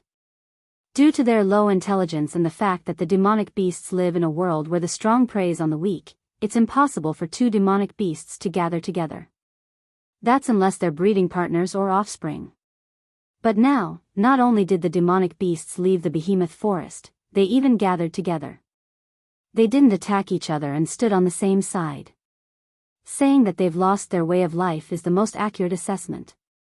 Shokuhu Misaki, I think you should stand at the back. Mikoto lowered her head. Lightning flashed across her forehead as she looked at the demonic beast army charging towards them. Mikoto had seen the demonic beast army in the Whirlwind Butler's world and the Stone Spider army in the Land of Treasure. She was unusually calm. Your ability isn't suited for direct combat with demonic beasts. Mind control is an ability that uses one's mind and soul. Against this demonic beast army, it's not suitable for her to stand at the front. Shokuhu Misaki didn't argue with Mikoto, she simply nodded and retreated to the back. Of course, she understood her own situation. She also knew that Mikoto wasn't looking down on her, because those who know her well know that she's the most useful person in this place. That's because Shokuhu Misaki's opponents are demonic beasts. Shokuhu Misaki has the ability to control the mind and soul of the demonic beasts. Small animals like demonic beasts are like little dogs that only know how to bite and wag their tails in front of Shokuhu Misaki. If there weren't so many demonic beasts, Shokuhu Misaki alone would be more than enough to deal with the demonic beasts. Seeing that Shokuhu Misaki retreated, Kinohada Sayai, Frenda, and Takitsubu Riku also retreated. Then, Kinohada Sayai and Frenda stood in front of Shokuhu Misaki and Takitsubu Riku to protect the two girls who weren't suited for direct combat. This was the tacit understanding between the four girls after they came to Silveria and became part of the same faction. That's why the Misaka sisters' frontline was reduced from 7 to 3. Of course, no one would underestimate these three girls. Mikoto waited until Shokuhu Misaki, Kinohada Sayai, Frenda, and Takitsubu Riku retreated to the back and were protected by the Misaka sisters. Ikaros and Astria followed behind her. Beep beep beep, blue and white lightning flashed from Mikoto's body and illuminated the entire battlefield. I definitely won't let you charge into the town. A delicate reprimand that was filled with heroic spirit resounded in everyone's ears, causing the blood in everyone's hearts to begin to boil. After all, this was the reason why they had gathered together. Chapter 520. Sky Queen Mode. On Ikaros' body, the gold-lined white uniform slowly faded away, replaced by a white sensual light armor. A pair of pink wings, freed from the binding of her clothes, swelled up and transformed into a pair of blue wings in an instant. Following that, a pure white halo floated above her fluffy hair. A stream of light flashed past his indigo eyes, and they turned crimson in an instant. Data-like frames were inverted in his crimson eyes, and the magical beast army galloping over from afar was reflected in them. At the same time, Astria's uniform faded away and was replaced by a set of blue light armor. A round shield appeared on her left wrist and a blue vibrating lightsaber. With the support of a pair of blue and white wings, the two angels flew into the air and floated above Mikoto. Mikoto took 2 steps forward and formed a triangle with Ikaros and Astria. Facing the front, the endless amount of iron sand was stirring behind them. Everyone was stunned when they saw the wings on Ikaros and Astria's back. They stared blankly at the 2 holy angels. Their brains short-circuited for a second. However, they didn't have the time to think about why Ikaros and Astria have wings. Roar! A magical beast that seemed to be of the agile type was the first to charge out of the magical beast army. It came to the front of the encirclement and pounced on a person in front of it. Only then did the person react. He hurriedly waved the weapon in his hand and forced the magical beast back. What welcomed him was another pounce. The battle between the demonic beast and the human was like a drum that signaled the start of the war. Countless demonic beasts finally arrived in front of the crowd and clashed with the front line. Kill! Roar! The human army and the magical beast army roared at the same time, firing the first shot in this battle. Amidst the continuous shouts and roars of the magical beasts, the 2 armies suddenly clashed. Following the start of this battle, countless waves of battle aura and magic started to fluctuate. The radiance of magic and battle techniques started to flicker as they charged towards the magical beast army. Under the powerful attacks of magic and battle techniques, some of the magical beasts started to suffer casualties. On the spot, some of the magic and battle skills were used on very powerful magic beasts. So when these magic and battle skills hit the magic beasts, they didn't cause much damage. Instead, they aroused the ferocity of these magic beasts and they charged into the crowd with all their might. The human army used magic and battle techniques, but the magical beast army was not to be outdone. Some of the magical beasts that were obviously weaker in terms of physical strength did not choose to charge at the front lines, nor did they choose to use their teeth and claws to attack the enemy. Instead, they opened their mouths and roared at the sky. In the next second, the magic and skills that belonged to these magical beasts began to bombard the human army. This time, it was the human army's turn to suffer casualties. At a corner of the battlefield, there was a place that was different from the other chaotic battlefields. 20,000 Misaka sisters gathered together and formed a fortress, guarding this corner of the battlefield. The demonic beasts that charged into this corner of the battlefield suffered the most tragic fate. A large number of demonic beasts charged towards the Misaka sisters. However, they were only halfway through their charge when they were struck by lightning bolts that fell from the sky and became one of the many corpses on the ground. As the demonic beasts continued to charge forward, more and more demonic beasts were killed. Gradually, the demonic beasts stacked on top of each other in front of the Misaka sisters, forming a line of death. Some of the demonic beasts who were lucky enough to avoid the lightning strikes managed to reach the Misaka sisters. Without exception, these demonic beasts were struck by countless iron sand whips before they could even attack. Then, they were struck by countless iron sand swords. These demonic beasts either became porcupines or were dismembered into dozens of pieces and thrown to the ground. In this battlefield where blood and death are everywhere, the Misaka sisters became the place with the least casualties. These so-called casualties are from the demonic beasts. As for the Misaka sisters, due to their teamwork, they didn't even suffer a single casualty. Based on the combat power of the sisters, even if they were to split up, each Misaka sister is at least tier 6. Some of them are even tier 7. However, these tier 7 demonic beasts aren't actually level 60. The only reason they are able to exhibit tier 7 strength is because of a figure in the middle of the sisters. Takitsubo Riku raised her head and looked in front of her. Her pupils were trembling slightly as a strange light flashed in her eyes. She clenched her fists and took a few deep breaths. She muttered to herself. I can still get stronger. I can still make my sisters stronger. Aside from the Misaka sisters, Shokuhu Misaki, Kinohada Sayai, and Frenda's team were also safe and sound. Not far away from the Misaka sisters, Shokuhu Misaki, Kinohada Sayai, and Frenda also occupied a small corner. They didn't charge out like the others, instead, they stayed here and faced off against the demonic beast army. If the Misaka sisters' battle is a one-sided group battle, then Shokuhu Misaki, Kinohada Sayai, and Frenda's battle is even weirder. Countless demonic beasts that were charging towards Shokuhu Misaki, Kinohada Sayai, and Frenda started to lose focus as soon as they got close enough. Their beastly eyes were replaced by starry eyes, and their charging bodies stopped in place, not daring to move at all. As a result, the magical beasts closest to the three of them were either smashed into pieces by a small fist or engulfed by a blast of wind that came out of nowhere and lost all ability to move. Some of the demonic beasts whose eyes were replaced by starry eyes weren't killed by Kinohada Sayai and Frenda. Instead, they turned around and pounced on the demonic beasts behind them. The demonic beast army was on the same side a moment ago, but now that they're here, it's like they're on the same side. Once they encounter each other, it's either you die or I die. If it wasn't for the fact that the demonic beasts around them didn't attack each other, they would have thought that the demonic beasts have returned to normal. Who knows? Standing at the back, Shokuhu Misaki held a remote control in her hand. She watched as the demonic beasts around her turned around and attacked her comrades. She couldn't help but smirk. Takitsubu's ability sure is convenient. Originally, she could only control a dozen units at most, but with her ability, she can increase the number of units she can control to more than 100.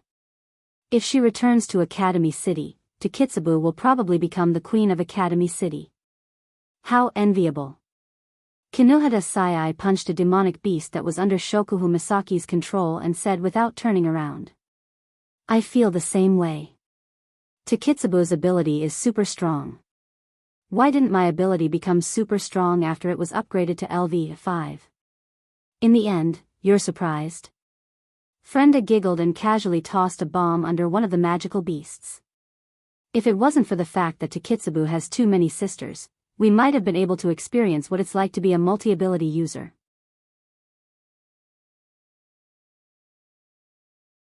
Chapter 521. While Shokuhu Misaki, Kinohada Sayai, Frenda, Takitsubu Riku, and the Misaka sisters occupied a territory and defended it like a fortress, Mikoto, Ikaros, and Astria were the vanguard of the battlefield. They were the vanguard of the battlefield. Above the battlefield, a blue light flashed across the sky and stopped at the densest spot of the demonic beast army. It was a pair of blue wings. Ikaros's crimson eyes turned cold as she looked down at the demonic beast horde. A pair of blue wings spread out from her back and her lips parted. Artemis, a mechanical, old-fashioned voice came out from those seductive lips. Ikaros's luminous wings reacted to the call of her voice. A series of sonic booms rang out, and countless cherry-red missiles emerged and blasted down mercilessly. Bang bang bang bang bang. The missiles landed in the center of the demonic beast horde. The deafening explosions mixed with the demonic beast's screams echoed in the air. The missiles seemed to have eyes of their own. They drew an arc in the sky and landed in the densest spot of the demonic beast horde. In just a short moment, the number of demonic beasts killed by the missiles exceeded the number of demonic beasts killed by the human army. Ikaros didn't stop there. She once again used Artemis, and a large number of cherry-colored missiles appeared behind her. She waved them around and they all landed on the magical beast horde, causing huge casualties to the magical beast army. Perhaps it's because Ikaros' killing power is too high, or maybe it's because Ikaros is too conspicuous in the sky. Thus, flying-type demonic beasts that haven't been seen before began to appear on the battlefield. Noticing the appearance of the flying magical beasts, everyone raised their heads and looked at the sky. When the locust-like army of flying magical beasts appeared in front of their eyes, everyone's face was dripping with sweat. Some of them were so unbearable that even their faces turned pale, and their scalps couldn't help but feel numb. The appearance of the flying demonic beasts brought unimaginable pressure to the human army. As long as the difference in strength isn't too great, they will find flying demonic beasts troublesome or even dangerous. The sky is no longer boundless. Countless flying demonic beasts appeared and attacked the human army. The human army had no choice but to brace themselves.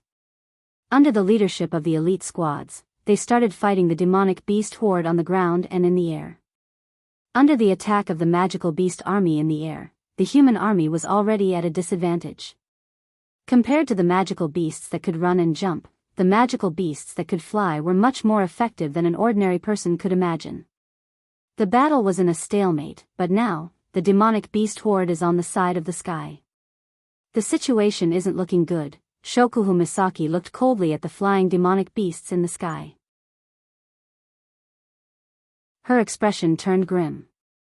If we don't do anything, the demonic beast horde will fall. When that happens, the supply town will be destroyed. The Ailu Empire will go crazy. Kinohada Sayai and Frenda's expression turned grim when they heard Shokuhu Misaki's words.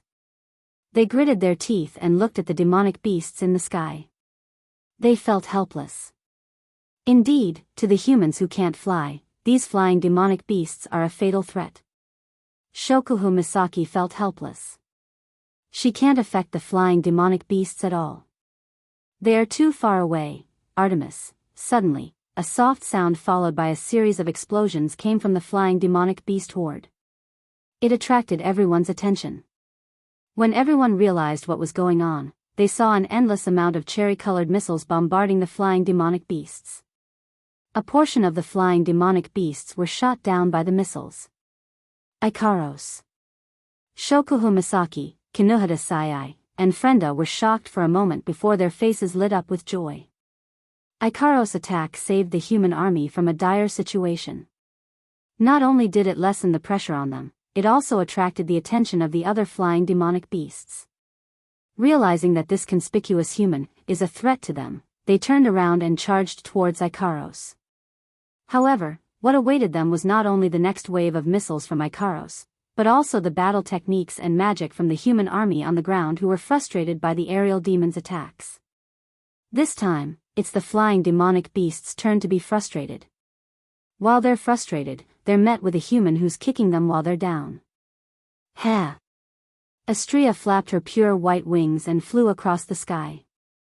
She flew past one flying demonic beast horde after another. She swung her Chrysor and every time she swung it, a demonic beast would fall.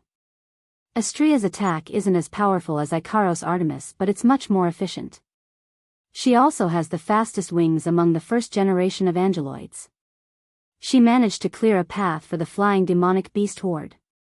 The battle results brought about by the two omnipotent angels stirred up the fighting spirit in the hearts of the human army, who were originally a little timid, and brought about a new round of collisions.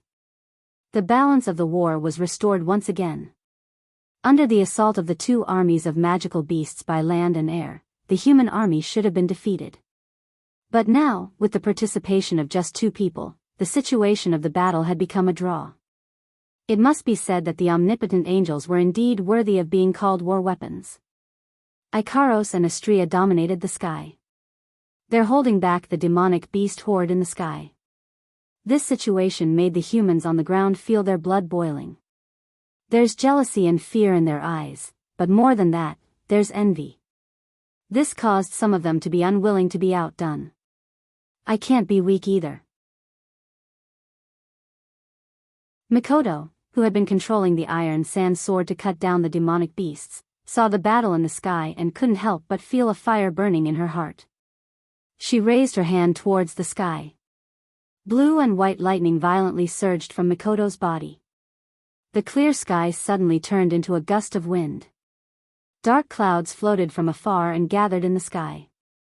The sky was suddenly covered by dark clouds. The dark clouds became denser and denser. The area was enough to cover the entire battlefield. Countless lightning flashed in the dark clouds, creating a thunderous sound. Watch me. Mikoto scolded and waved her hand downwards. A bolt of lightning shot out from the clouds in the sky and hit the flying demonic beast below. Boom! A violent gust of wind blew across the battlefield. The magical beasts that were struck by the lightning were instantly turned into ashes. As for the flying magical beasts that weren't struck, they lost their balance under the gust of wind. They were blown around and fell to the ground one after the other. This Everyone on the ground was dumbfounded. What kind of magic is this? It's so scary. Shock, extreme shock. Everyone's face was filled with shock. However, after the shock, uncontrollable ecstasy also appeared on their faces. With such a strong presence, the chances of victory in this war is huge. However, the next scene that appeared once again turned this ecstasy into shock. That's because a new demonic beast horde has appeared in the behemoth forest. And it's bigger than the previous one.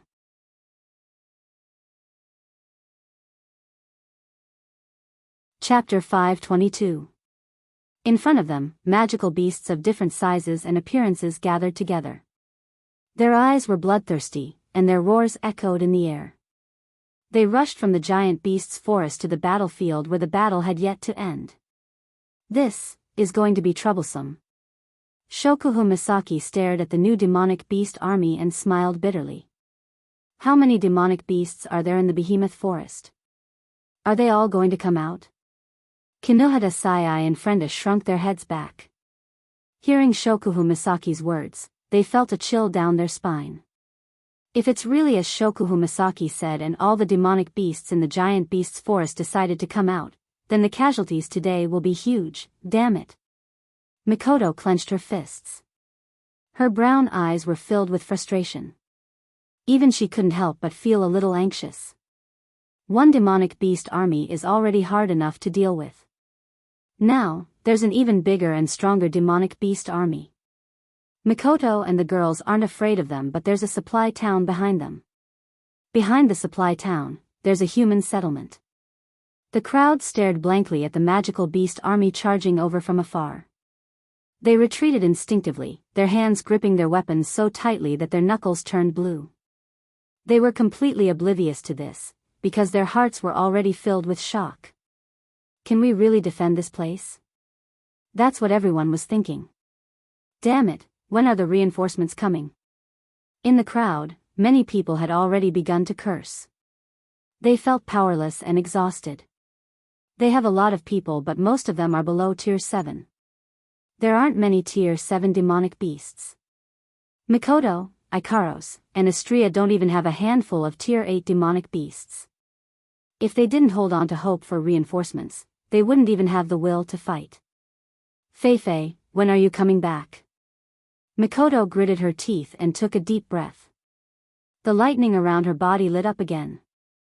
She looked into the distance with a determined expression. No matter what, I have to hold on until Feifei comes with reinforcements. With this thought in mind, Mikoto charged towards the magical beast army with electricity coursing through her body. Bang! Suddenly, in the sky, the flying magical beasts that were flying towards the front seemed to have hit a wall.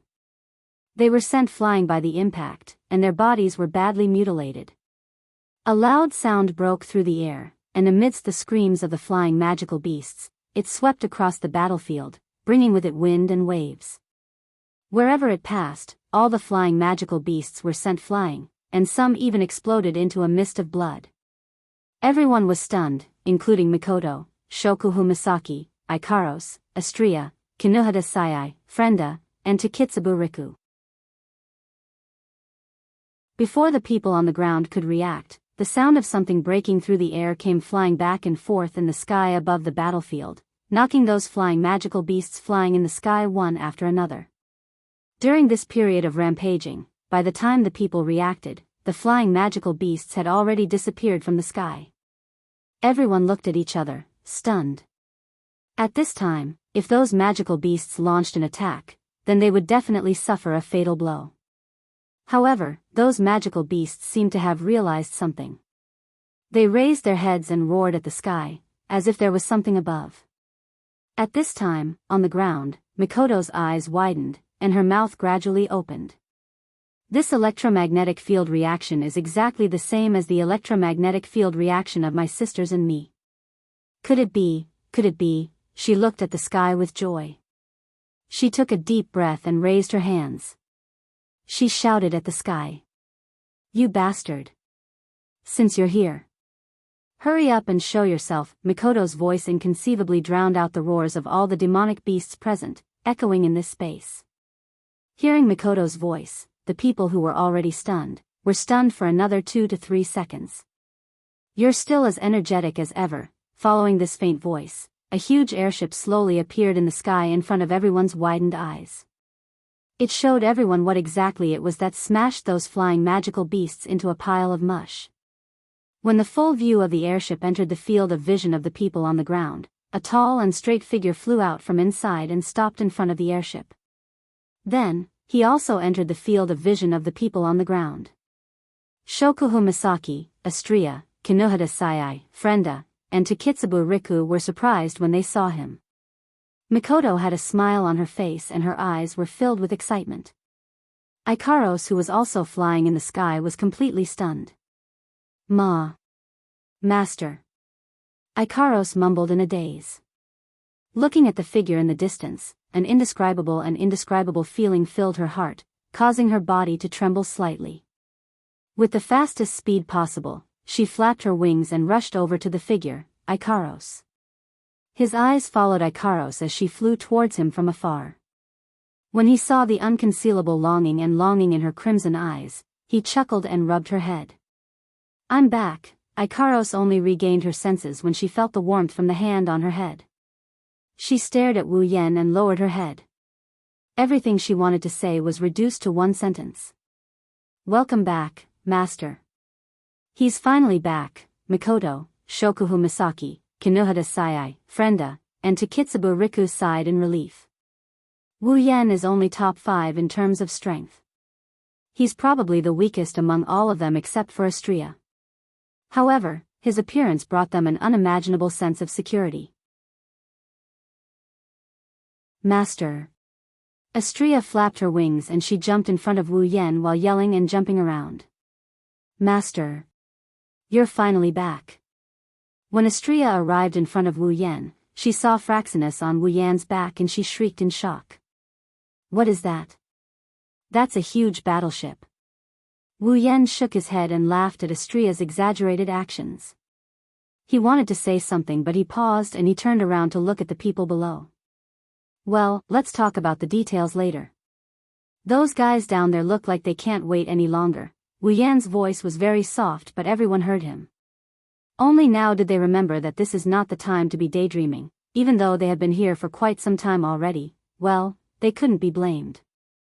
The magic that could control the phenomenon of heaven and earth, the terrifying strength of the girl with wings, and the strangely shaped, floating ship were all challenging the limits of people's minds. It was to the point that they made the fatal mistake of being stunned on the battlefield. Fortunately, the magical beasts seemed to have been intimidated by this and did not attack for a while. All of the magical beasts raised their heads and roared towards the sky. It was unknown if it was because of the death of their companions that made them angry, or because their beast-like instincts were telling them where the truly fatal thing was. Ayo! Roar! Oh! Wu Yan narrowed his eyes when he saw the demonic beast army roaring at him. He took a step forward in midair. I don't know why the demonic beasts are rushing out of the behemoth forest, but I know Fraxinus's flying speed. I don't know about its combat prowess.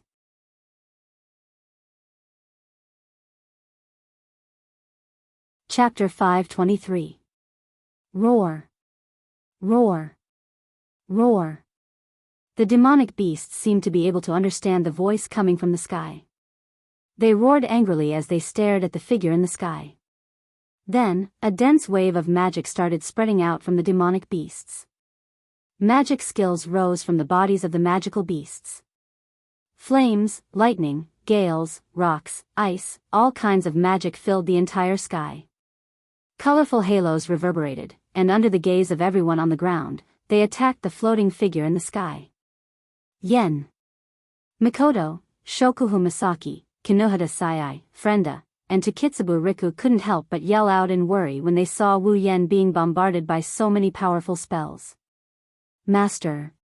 Ikaros and Astria took a step forward. They wanted to use their defensive equipment to block the spells and protect Wu Yan, but Wu Yan stopped them.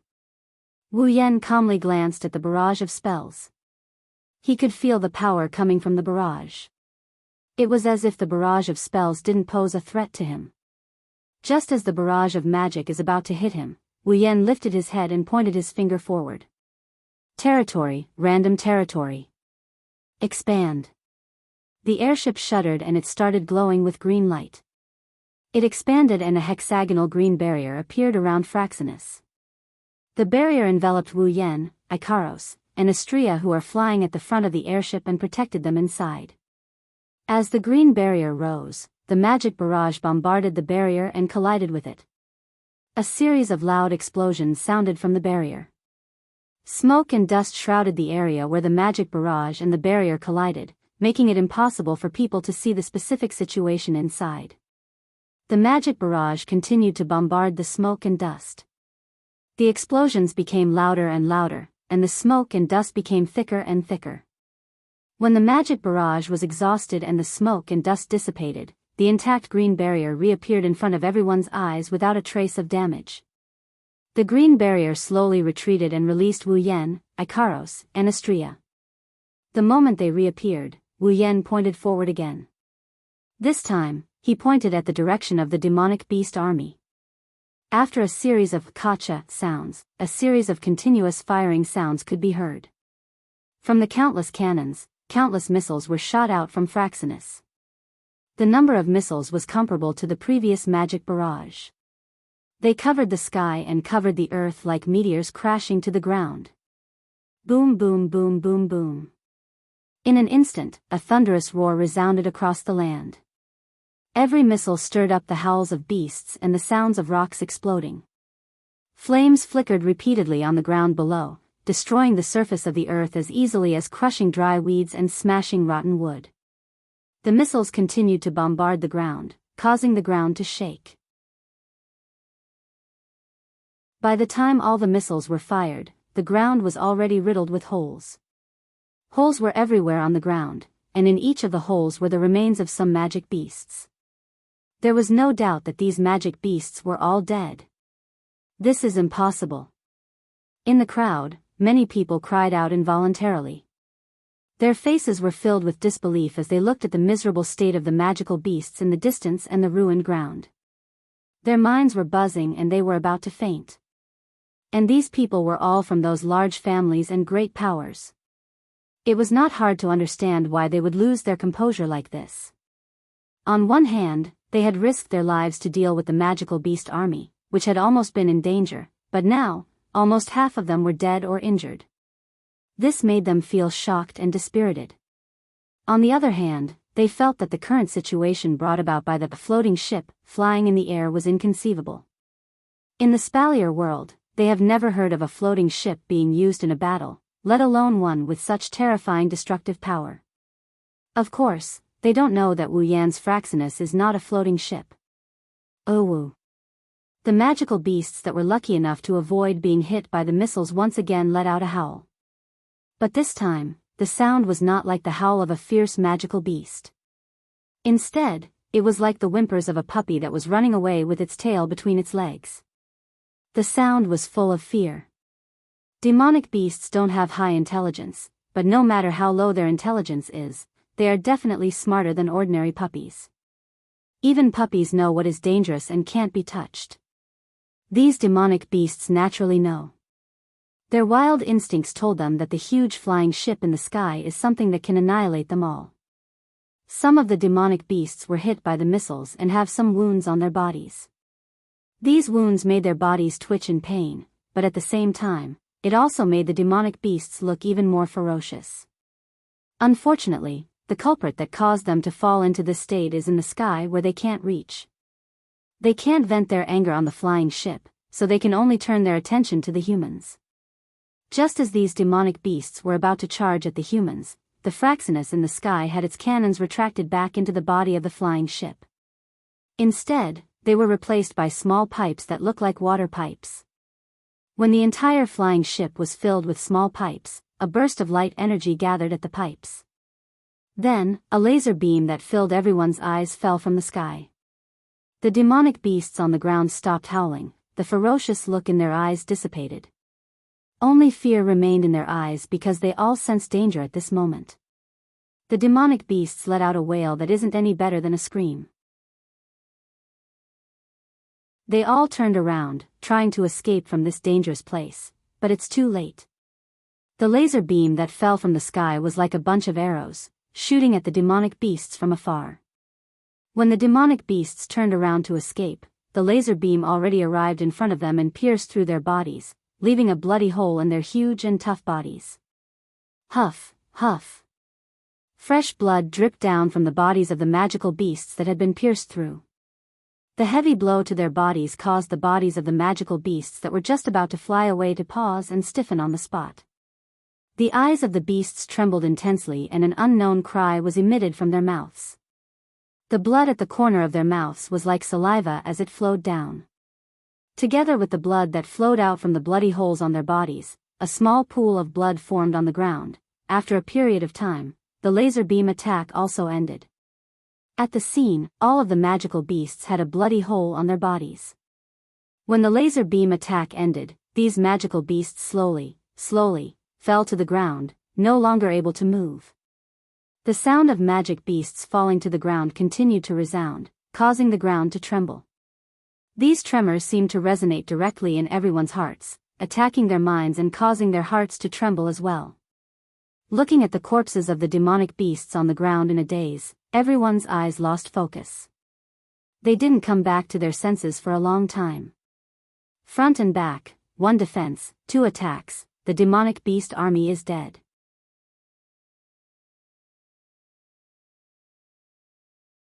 Chapter 524. Wu Yan, who is floating in the sky, saw everything that happened on the ground. However, he didn't pay any attention to the performance of those who participated in the battle.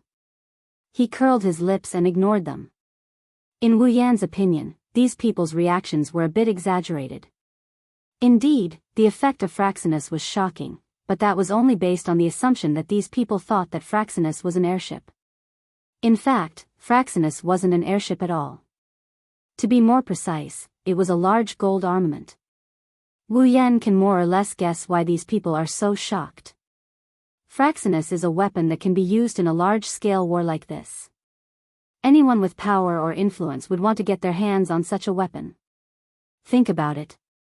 When two forces clashed and fought each other to the point where it was either you die or I live, and one side had a weapon that was specially used for war. How terrifying would it be for the enemy? Perhaps with Fraxinus' strength, he wouldn't be able to do much against powerhouses of the 8th rank and above. However, would a family, a faction, have so many powerhouses of the 8th rank under them? Of course, that's impossible. Most of their subordinates would be the weaker ones. Using Fraxinus to deal with an army made up of weaker people would be much more effective. Not to mention the peak fighting power, it could definitely wipe out an entire faction. If they had such a weapon of war, they'd be invincible in every battle. Plus, they're treating Fraxinus as a special airship. That's why they came up with this idea, such a weapon of war could be mass-produced. These two reasons added together were the real reason why the members of the major factions were shocked. Wu Yan didn't care too much about what these people were thinking. He didn't care about what these people were thinking. If they were really greedy for Fraxinus, they could just come and take it. As long as someone can take away Fraxinus, Wu Yan wouldn't treat the person as an enemy. Instead, he would ask the person for advice before heading to the world of fate to rob the shiny gate of Babylon. Compared to these people, Wu Yan was more interested in the effects of Fraxinus. Fraxinus didn't disappoint him. No wonder the system rated it as a B-rank gold armament. In a one-on-one fight, Fraxinus couldn't compare to the Gate of Babylon. It couldn't even compare to the Shana. But in a war like this, it can be used as a fortress. No other armament can compare to it. At least, Wu Yan hasn't seen one yet. Especially Fraxinus, it even came with a territory defense type equipment. Even in a one-on-one fight, it could still be useful. In terms of defense, territory is on par with Ikaros Aegis. It's only slightly weaker than Astria's Aegis. I found a treasure. No, I should say I found a treasure. Wu Yan smiled and waved at the airship behind him. A door opened on the surface of the airship. Chuju and Flanderchan stood at the entrance. Ikaros, Astria, go fetch Chuju and Flandrachan. Yes. Master. The two angelic girls flapped their wings and came in front of Hinajaku and Flandrachan, helping them down. Ikaros and Astria brought the two girls down. Wu Yen waved his hand and a crimson spatial ripple appeared behind Fraxinus. The ripple swallowed the entire airship. Everyone on the ground looked at each other in confusion as they watched the powerful floating ship vanish. It seemed like the floating ship had appeared out of thin air when it first appeared, and now it had vanished into thin air. After storing Fraxinus into the gate of Babylon, Wu Yen looked at the dead demonic beasts and licked his lips. Looks like I found a new item and ability point. Wu Yen flew down from the sky. Ikaros and Astria, who were carrying Chuju and Flandrachan, quickly followed after him. The five of them landed on the ground in front of everyone's eyes. Yen, Mikoto, Shokuhu Misaki, Kinohada Sayai, Frenda, and Takitsubu Riku squeezed through the crowd and ran towards Wu Yen. Mikoto was the first to speak when she saw Wu Yen. Yen, that airship just now, oh, that's what I got from the other world. Wu Yen smiled at the girls. He sighed after looking at them for a bit. Although I've only been gone for less than half a day, I still want to say, long time no see, oh? Is that so? Shokuhu Misaki covered her mouth and giggled. Her eyes narrowed into slits. It was obvious that she was teasing him. Haven't you ever thought that it would be best if you never saw us again? Huh? Wu Yen was confused by Shokuhu Misaki's words. Why would I think that? I've never thought of it that way. Is that so? Shokuhu Misaki looked at him suspiciously. Don't all men who have a new lover think that way? Wu Yen almost spat out a mouthful of saliva. The girls were shocked and turned to look at Wu Yen. Hey, Yen. Kaishu-sama's smile was as beautiful as a flower. You didn't mess around in the dungeon world, right? He shook his head desperately. Hey, Yen. Sis Cannon's smile was as beautiful as a flower, but there was a spark in her forehead. You didn't add any more companions for us, right? He shook his head stiffly. Hey, Yen. Jusama's smile was as beautiful as a flower, but it was cold. You're not lying, are you? He shook his head stiffly. Under the girls' intense gazes, he nodded with difficulty. When they saw Wu Yen nodding, Chuju, Mikoto, and Shokuhu Misaki's expressions darkened. Seeing the three girls' gloomy expressions, Wu Yen jumped in fright and quickly said, I'm not messing around, really. The companions I found for us are all very obedient and easy to get along with. You girls will definitely like them. Like them? Mikoto was so angry that she laughed. Do you think that's realistic? Wu Yen smiled bitterly. I don't have enough summoning points for now, so I can't summon them. You'll know when you see them in person. I'm sure you'll get along well with them. Shokuhu Misaki stared at Wu Yen for a while before she snorted and turned her head away. I hope you're telling the truth. Of course I'm telling the truth. Wu Yen said this with confidence. With Toka and Yashitomo's naive and innocent personalities, no one would hate them. Kotori's personality is a bit of a tsundere, but there's no shortage of tsundere girls here. As for Kurumi, other than the fact that she can go berserk at any moment, what's the difference between her and Jusama?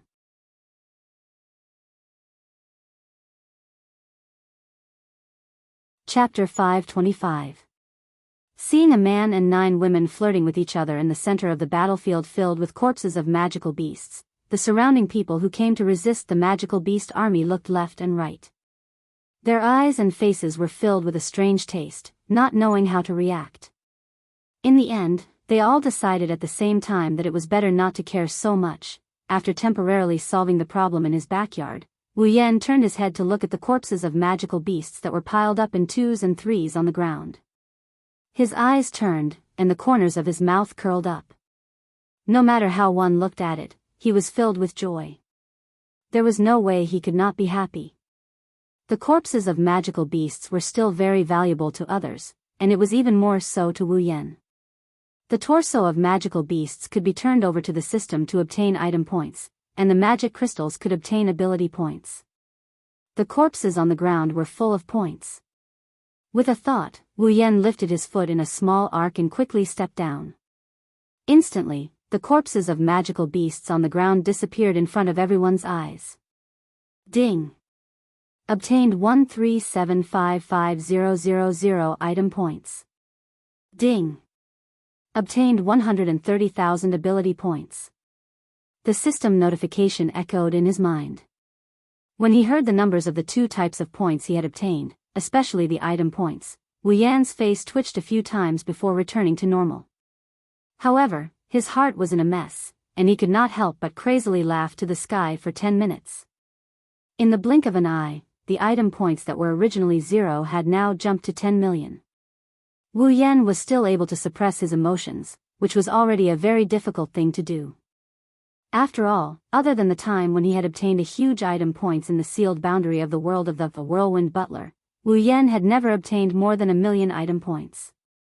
Moreover, there were even 130,000 ability points. How could this not make Wu Yan go wild with joy? Don't think that it's a loss to get so little ability points from such a large number of demonic beasts. That's right, the demonic beast army this time was huge, too many to count. Otherwise, Wu Yan wouldn't be able to get 13 million item points in one go. However, among so many demonic beasts, the highest level is only a dozen tier 7. The rest are all tier 7 and below. To be able to get 130,000 ability points is already pretty good. With such a harvest, although Wu Yan tried his best to suppress the joy in his heart, a faint smile involuntarily appeared on his face, telling others that he was in a very good mood. And in contrast to Wu Yan, the crowd who were just bystanders, were not happy in their hearts. Not only were they not happy in their hearts, they even had thoughts of cursing. Their eyes widened as they looked at the ground that was still littered with the corpses of magical beasts a second ago. Now, only blood was left on the ground. They were stunned on the spot, and then they started to clamor. Where are the magical beasts? Why are they all gone? Impossible, they were clearly just now. What the hell is going on? Everyone's eyes were fixed on the ground, as if they were trying to see through the invisibility of the magical beast's corpse. Their faces were filled with hysteria. The magical beasts that charged out of the behemoth forest this time might not be high level, but the sheer number of magical beasts was enough to send chills down anyone's spine. If they could get a share of the magical beasts' corpses, it would be a great harvest. But now, the magical beasts' corpses are all gone. It's no different from Dollar growing wings and flying away on his own. Chuju and the others were stunned for a moment. When they saw Wu Yan's smile, they knew who the culprit is. Other than Ikaros and Flanderchan, the girls rolled their eyes at Wu Yan, including Astria and Takitsubu Riku. Wu Yan glanced at the rowdy crowd and pursed his lips. He sneered in disdain. At least 70% of the magical beasts died under Fraxinus's bullet barrage. The remaining 30% came from Mikoto and the Misaka sisters. How dare they ask for a share of the loot? If I didn't come here, I don't know how many people would have died. Taking 10% of the magical beasts' corpses as compensation is letting you guys off easy. Thinking up to this point, he scanned the people around him. His eyes flashed with the light of the system's perceptive sense. When everyone entered his vision and their information was displayed, he couldn't help but frown in doubt. These people seemed to have formed a team spontaneously. However, a small part of them was obviously different from the rest. They were a team.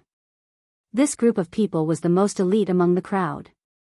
There were even a few of them who were at the 8th rank. Compared to the scattered teams, these teams seem more like they have a purpose. Wu Yan suddenly remembered that Mikoto and the others came to the behemoth forest to rescue the Misaka sisters. Why are they suddenly involved in this war? Also, the timing wasn't right, so he didn't think too much about it. Now that he thought about it, what's up with the magical beasts' army?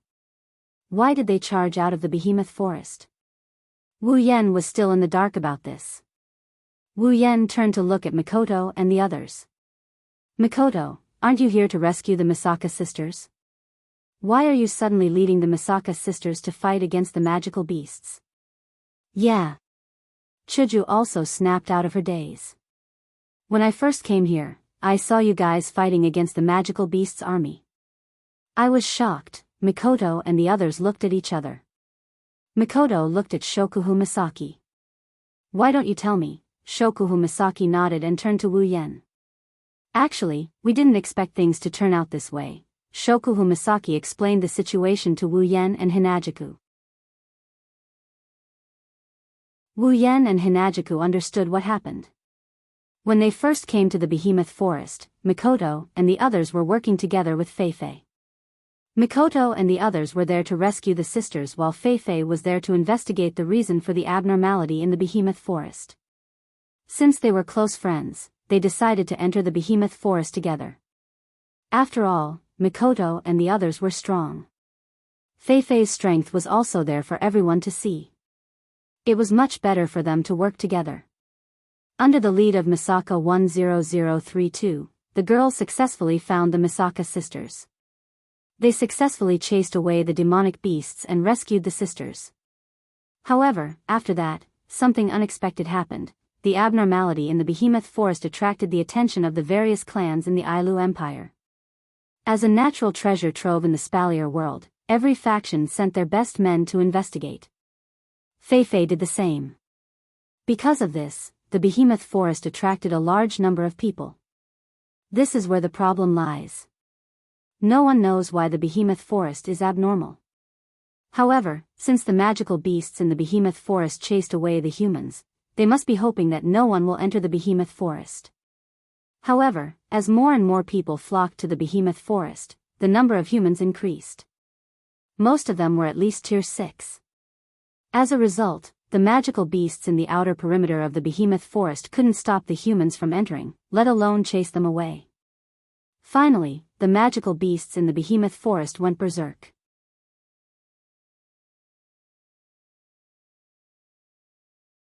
Chapter 526. Wu Yen and Chuju felt relieved after listening to Shokuhu Misaki's explanation. Their brows furrowed even deeper. After Shokuhu Misaki finished, Wu Yen pondered for a moment. So according to what you're saying, the reason why the demonic beasts rushed out of the behemoth forest is because of you? What do you mean it's because of us?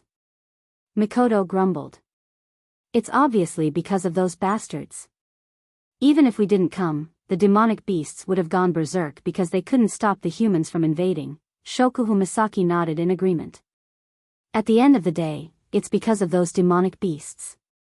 If they didn't act strangely, no one would have come here to investigate and this wouldn't have happened. That's true. Wu Yen shrugged helplessly. Then, where did Feifei go? Didn't you guys travel together? Why can't you find her? Hearing this, Mikoto and Shokuhu Misaki bitterly smiled. Feifei went back to her family to ask for reinforcements. Not only did Feifei go back to her family to ask for reinforcements. Many of the powerful families that were here also went back to report the situation. Ask for reinforcements? Wu Yen pulled a long face. Why would they ask for reinforcements? Distant water can't put out a nearby fire. Traveling from the behemoth forest to their family's base to ask for reinforcements. If something goes wrong, the demonic beasts will kill everyone here and feed the town. You can't blame them. Shokuhu Misaki smiled bitterly. You guys don't know this, but before this demonic beast army came out, there was another wave of demonic beasts. There's another wave? Wu Yen and Hinajuku gasped. Yes. Mikoto nodded. It was that wave of demonic beasts. They paid with their lives and forced everyone out of the behemoth forest. Because of that, there weren't many demonic beasts left after they rushed out of the behemoth forest. That's how we got rid of them. After that, Shokuhu Misaki didn't want to be outdone. We noticed that the other demonic beasts in the behemoth forest were showing signs of rushing out of the behemoth forest. Their numbers were 10 times more than before. If they rushed out and ran into the town would be finished. Feifei and the other family members realized that things weren't as simple as they seemed. They rushed back to ask for reinforcements before the demonic beasts came out. There are 3 supply towns in the Spalier world. The 3 empires built them not far from the behemoth forest. Due to the abundance of resources in the behemoth forest, the supply towns are considered as a resource center for the three empires. They can't let a place like this fall. Plus, the demonic beasts are acting strangely. It's important that the demonic beasts come out of the behemoth forest. The development of the matter was no longer something that could be solved with a simple investigation. Fei and the members of the other powers had chosen to return and report the matter to ask for reinforcements. That was a very correct decision. However, Wu Yan isn't satisfied with their decision. What if the magical beasts rush out while they're reporting back? What should we do then? Before Mikoto, Shokuhu Misaki, and the others could reply, Wu Yan continued with a cold smile. The best solution is to leave some people behind to defend against the invasion of the demonic beasts. You guys are the ones who are left behind, right? That's a good idea. At this moment, even if his relationship with Fei isn't shallow, Wu Yan couldn't help but feel a bit of anger. With Mikoto and Ko's strength, no matter how many demonic beasts there are, they would at most be helpless against them, but they wouldn't be able to hurt them. However, there are no absolutes in this world. Plans can't always keep up with changes. Who knows what accidents might happen? Little Yen, don't be angry. The girls can see the anger in Wu Yan's heart from his sneer. However, they're happy. After all, Wu Yan is only doing this because he cares about them. Shokuhu Misaki even lowered her voice and tried to persuade Wu Yan. Don't blame Fei. If she could, she would also want to stay and fight alongside us. It's not like you don't know her. If she doesn't do this, who knows if there will be a third or fourth wave of magical beasts.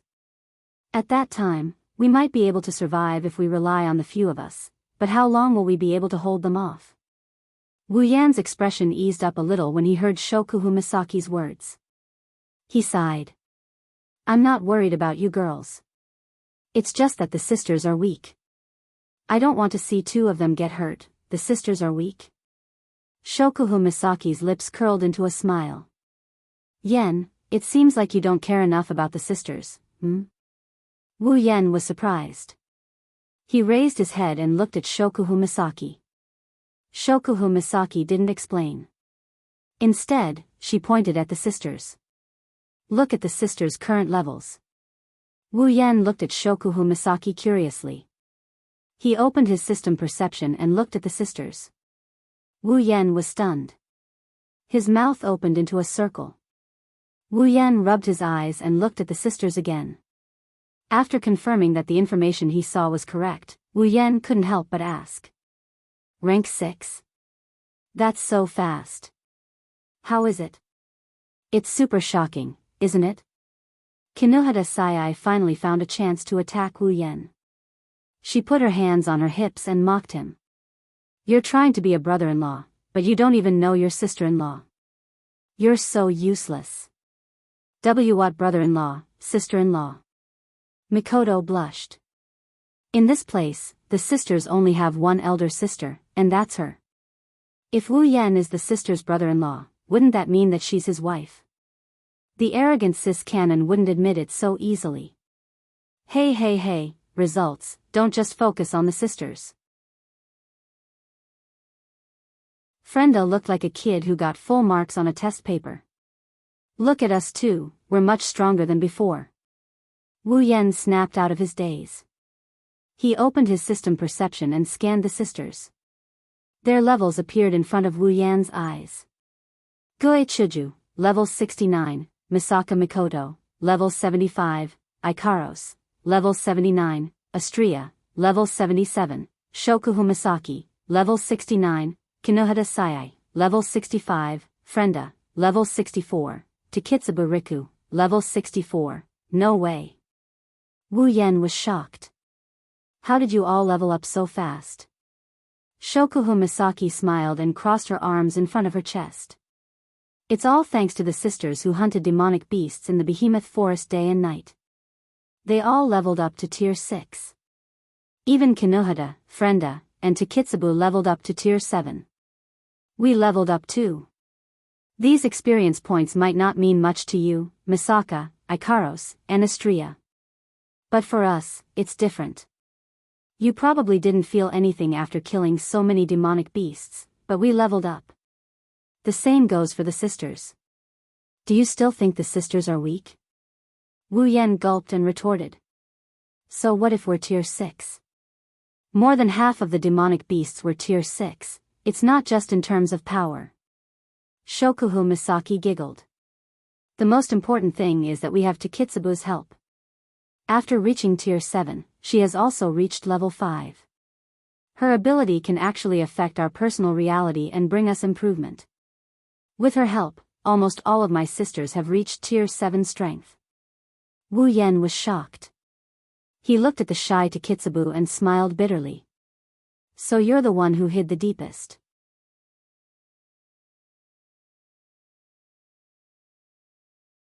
Chapter 527. Takitsubu Riku's original ability was the LV4 level ability tracking. The effect of this ability was to search for and lock onto the location of an aptitude user who possessed an AIM diffusion force field based on her previous memories. Even if the opponent had fled to an area outside of the solar system, she would still be able to track down their location and capture their information.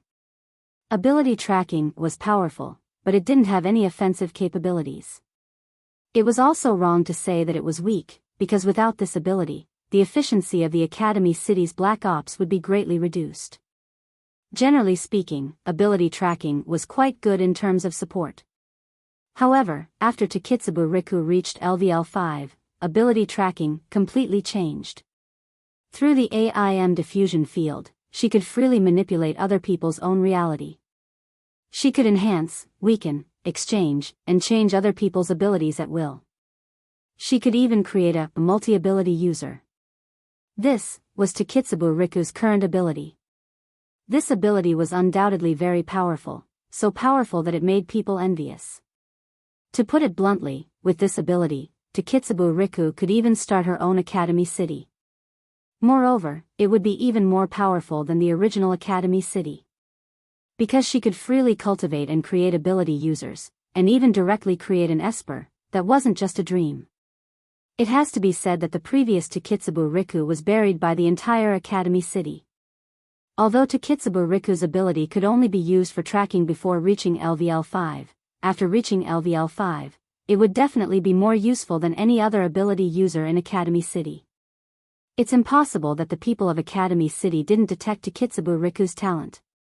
Logically speaking, with Academy City's style, doing their best to nurture Takitsubu Riku would be the best choice. If that's the case, it would be of great help to Academy City. With such a talent, Takitsubu Riku was actually thrown into the Black Ops by the people of Academy City. They even made her use a body crystal, which was harmful to her body. It was as if there was something wrong with her head. Regarding this matter, the higher-ups of Academy City can't be blamed entirely. It's impossible for them not to covet such an ability. The main reason why Takitsubu Riku was reduced to this state was because it's extremely difficult to raise her ability to LV5. Originally, the higher-ups of Academy City had intended to raise Takitsubu Riku as the 8th person of Academy City. But later, according to the simulation of the tree diagram designer, the chances of Takitsubu Riku reaching level 5 and becoming the 8th person was infinitely close to 0.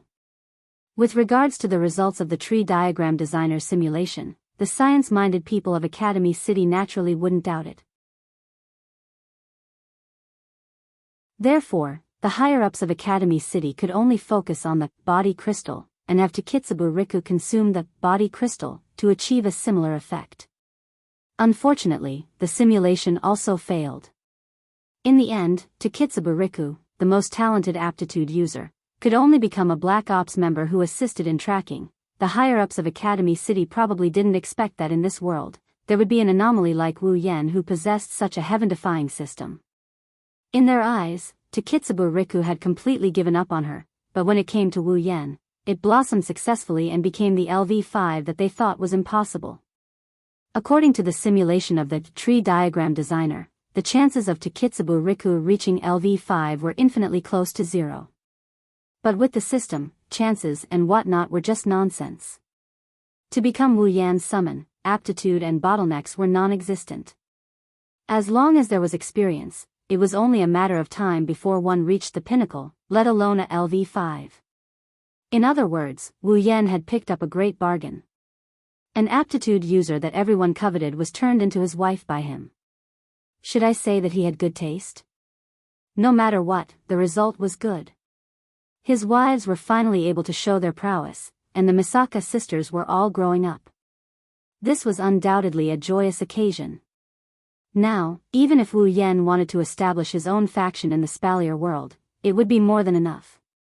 He had 20,000 Misaka sisters with unlimited growth potential, as well as powerful pillars of support like the young girls, and a wise woman like Shokuhu Misaki who was adept at managing her subordinates. What was impossible? Fortunately, Wu Yan didn't intend to establish his own faction in the Spalier world. Otherwise, the Spalier world would have gained another thug who would steal their rice bowls, and a very powerful one at that. To prevent any more demonic beasts from escaping the behemoth forest and entering the supply town, Wu Yan and the rest stayed behind to guard the entrance of the behemoth forest. Whether the demonic beasts in the behemoth forest would harm the human world or the supply town had nothing to do with them. However, Wu Yan knew that if the Spalier world was unlucky, they wouldn't be able to escape from this whirlpool. Rather than waiting for that to happen, they might as well put in some effort since it wouldn't be a problem anyway. Moreover, Wu Yan couldn't bear to watch so many innocent civilians die under the claws of the demonic beasts in the supply town. The kind cis canon and the president wouldn't let it happen either.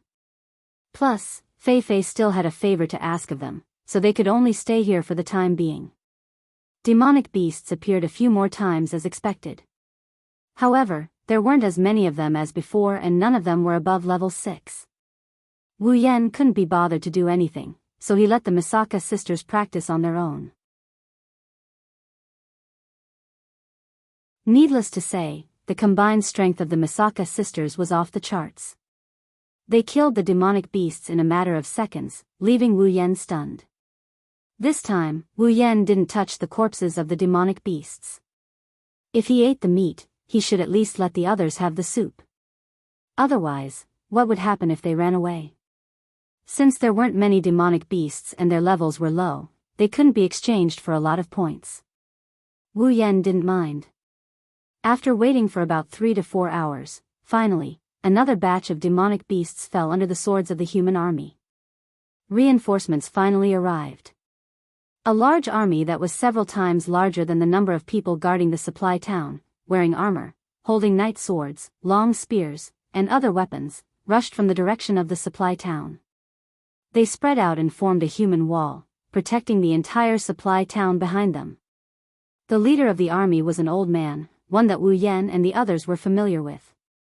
Lei Wang. Wu Yan and the others looked at the old man from afar and called out his name in shock.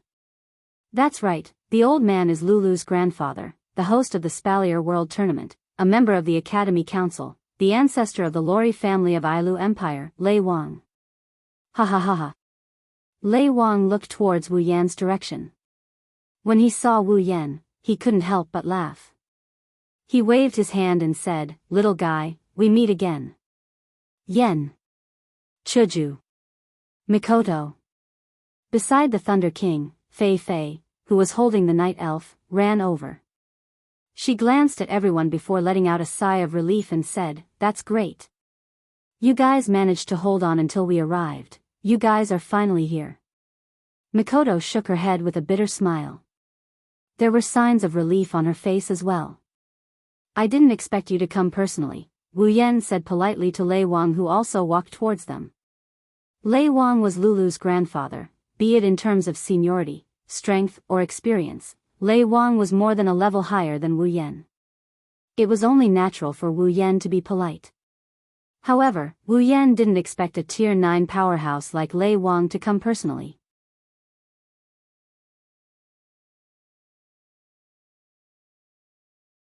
Chapter 528.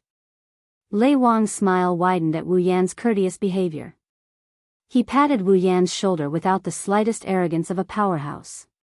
"You didn't expect this, did you, kid?" Lei Wang sized up Wu Yan with his weathered eyes. His eyes lit up when he noticed something.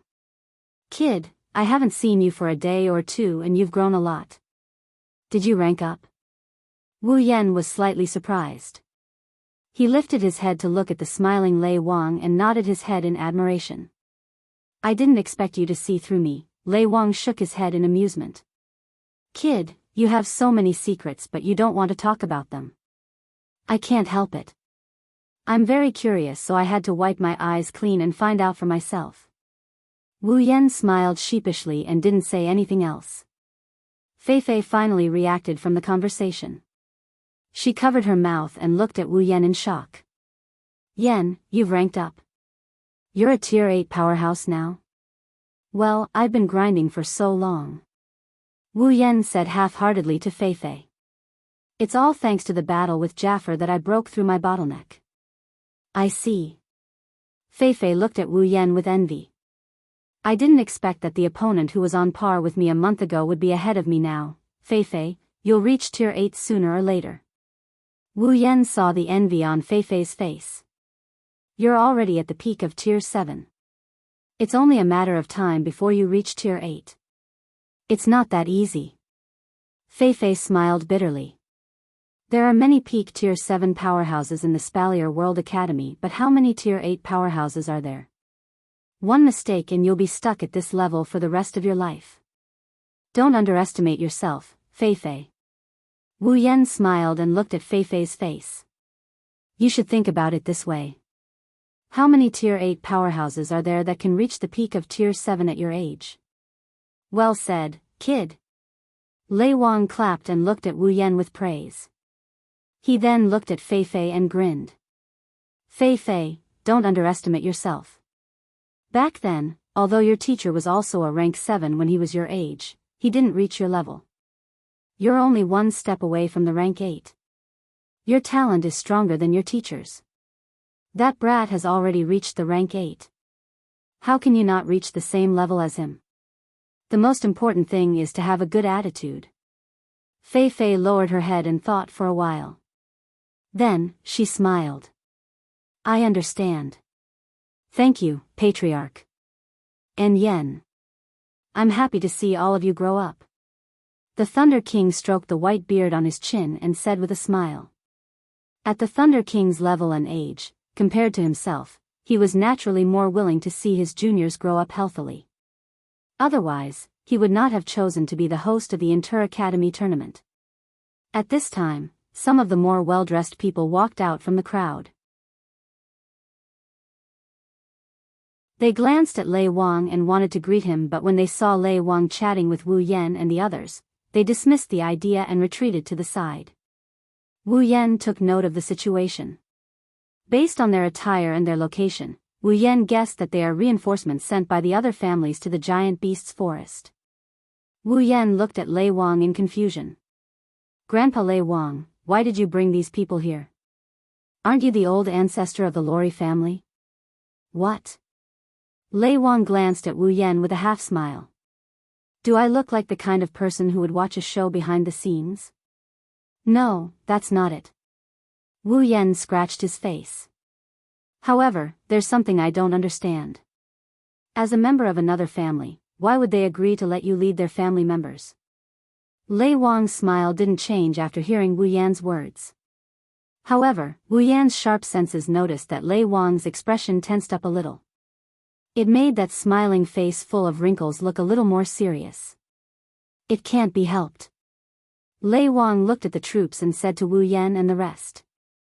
After all, the Ailu Emperor personally ordered me to lead the troops here. The Ailu Emperor. Wu Yan and the girls looked at each other. They didn't know how to react. Shokuhu Misaki thought of something and looked at Lei Wang. Could it be that this incident has reached the point where the Empire has to send a tier 9 expert? Oh. Lei Wang looked at her. Not bad, little girl. You have a sharp mind. It's no wonder you were able to raise the 13th faction in the Spalier World Academy in a month. Shokuhu Misaki wasn't happy with Lei Wang's praise. Instead, she frowned. Everyone else, including Wu Yan, had the same reaction. Lei Wang's words were equivalent to acknowledging Shokuhu Misaki's words. Even the Empire is paying attention to this issue, sending a tier 9 fighter. Wu Yan rubbed his forehead as if he had a headache. This is the first time he's paying attention to this demonic beast anomaly ever since he arrived here. The atmosphere became a little heavy, causing everyone's hearts to seem to be covered by a layer of dark clouds. At this moment, the Thunder King's words changed. Don't look at me like that. Things aren't as bad as you think. Wu Yan blinked. He looked at Lei Wang and sighed helplessly. I say, Grandpa Lei Wang, don't keep us in suspense. You're causing us to feel uneasy.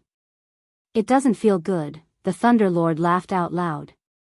He crossed his arms in front of him and tapped his arm with a finger.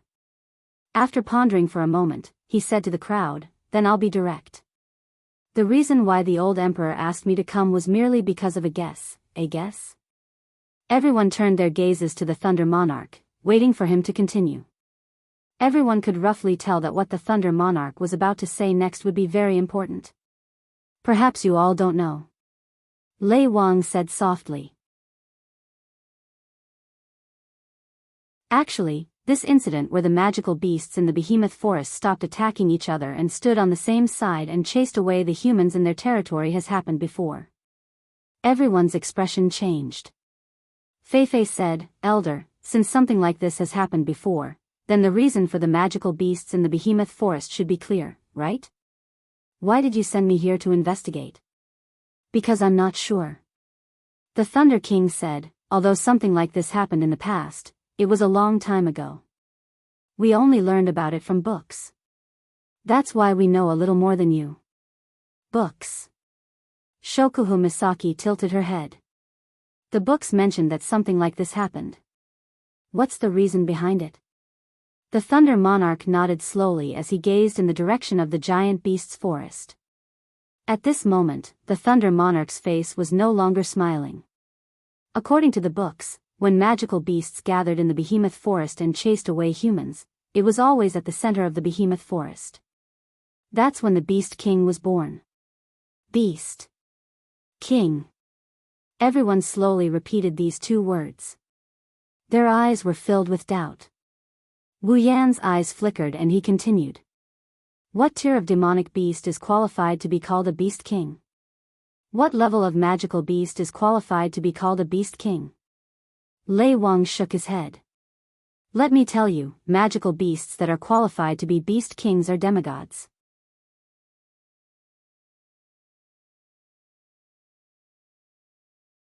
Chapter 529. Demigod Rank. Everyone present sucked in a breath of cold air.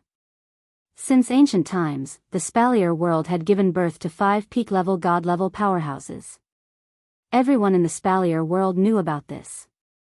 The people of the Spalier world also knew that many years ago, an unknown disaster had befallen these 5 god-level powerhouses. Since then, no more god-level powerhouses had appeared in the Spalier world. In today's Spalier world, only the demigod rank powerhouses, or in other words, powerhouses above level 90, could truly stand at the pinnacle of the Spalier world.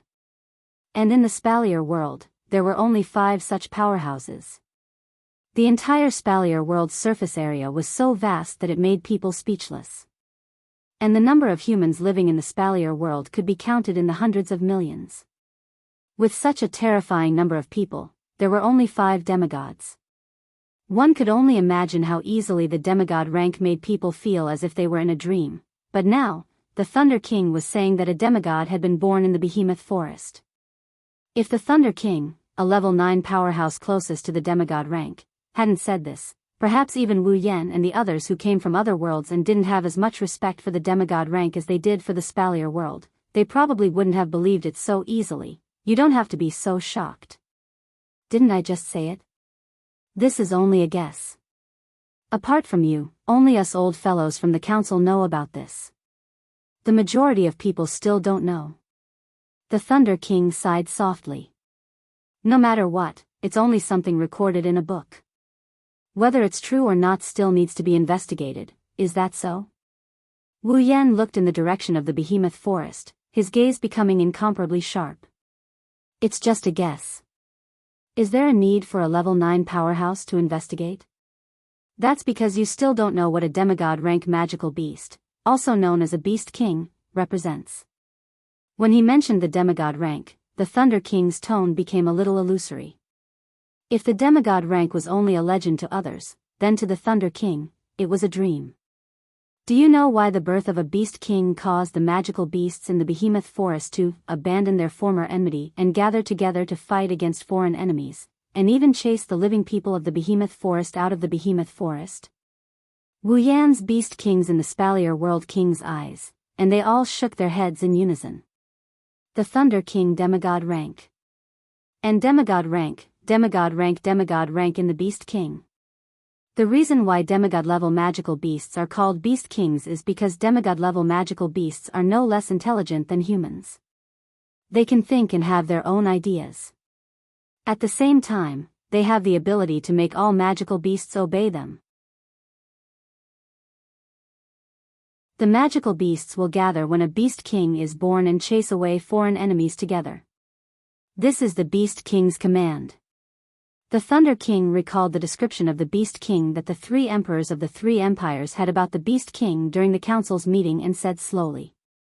According to the records, when a peak level 9 magical beast successfully advances to become a demigod Beast King, it will begin to transform its body, making its body more suitable for displaying the strength of a demigod and more suitable for growth. During this period of time, the Beast King's strength will drop to an unprecedented low. In fact, it will be much weaker than before it advanced to the next level. Although it will not be completely defenseless, it will reach the point where even a level 9 powerhouse would be able to kill it. The Beast King has the ability to make magical beasts obey their commands. After advancing to the next level, due to the transformation of its body, its strength will drop even further. Shokuhu Misaki's eyes trembled when she heard this. She had a rough idea of what was going on. Could it be that the reason the magical beasts gathered together to chase away foreign enemies in the Behemoth Forest was to protect the Beast King? Exactly. The Thunder King's voice was as loud as thunder. The current situation in the Behemoth Forest is exactly the same as what is recorded in the books. That is why we thought of the Beast King. As you all know, the Council of Silveria World Institute is made up of the 12 most powerful factions in the world.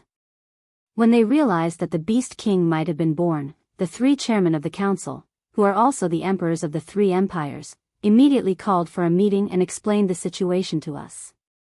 That's how I came to the giant beast's forest with my team. That's right, I'm the one who brought you here. Thunder King's gaze shot towards the giant beast's forest like lightning. It was as if he could see through the forest's countless trees and reach the center. My main mission this time is to enter the giant beast's forest. The moment I discover a Beast King, I will kill it. What? Everyone turned pale with fright. Feifei even shouted. Old Chief. You can't do this. It's too dangerous. You may be powerful, but there are definitely level 9 magical beasts in the depths of the Behemoth Forest. If you go alone, you may be in trouble. Even so, we cannot afford to fail in killing the Beast King. The Thunder King waved his hand and raised his voice. It wasn't hard to hear the determination in his voice. Old Chief. Feifei panicked. She took 2 steps forward and grabbed the Thunder King's sleeve. Her face was red from her agitation. It was easy to imagine how she was feeling. Grandpa Thunder King. Wu Yan's gaze swept over the Thunder King's aged face. Why must you kill the Beast King? Hearing Wu Yan's question, the Thunder King's dignified face crumbled. He smiled bitterly and shook his head. You don't know this, but the most frightening thing about the Beast King is not its demigod strength, but its ability to command magical beasts. The Thunder King looked around at everyone. After hesitating for a moment, he explained. The Behemoth Forest is a paradise for magical beasts. Magical beasts are everywhere in the forest. Not only are there many of them, but their reproductive abilities are also very strong. This is also why the Behemoth Forest, a natural treasure trove, is still full of vitality even after so many years of exploitation by humans. Due to the law of the jungle in the Behemoth Forest is a world where the strong preys on the weak. Therefore, low-level magical beasts are constantly hunted down in the Behemoth Forest, while high-level magical beasts are rarely hunted down. As a result, there are likely to be more level 9 magical beasts in the behemoth forest than humans. However, under such circumstances, there has never been any mention of a demigod or higher magical beast. The Thunder King sighed. That's because a long time ago, the demigod-level beast kings and even the divine-level beast gods of the giant beasts forest were all killed by the strongest humans. Hearing this, Wu Yan frowned. Why must we kill the demigod or higher magical beasts? It's because of the behemoth forest. The Thunder King said. The behemoth forest is a treasure trove that we humans cannot do without. Without it, the strength of humans, and even other aspects, will drop to a frightening level. The resources in the behemoth forest are very important to us humans. However, the Beast King's existence can command all the magical beasts. Because it has intelligence comparable to humans, the Beast King will not be willing to let its own kind become prey for other races. Therefore, once the Beast King is born, it can gather all the magical beasts to resist humans and completely take over the behemoth forest. When that time comes, it will not be as easy for humans to exploit the resources in the behemoth forest. Therefore, the Beast King's existence is a different kind of threat. The Thunder King's words caused everyone present to descend into silence. No one knew what else to say.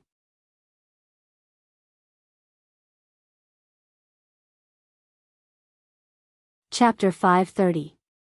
Night, outside the behemoth forest. At this moment, a wooden fence had been erected in front of the supply town.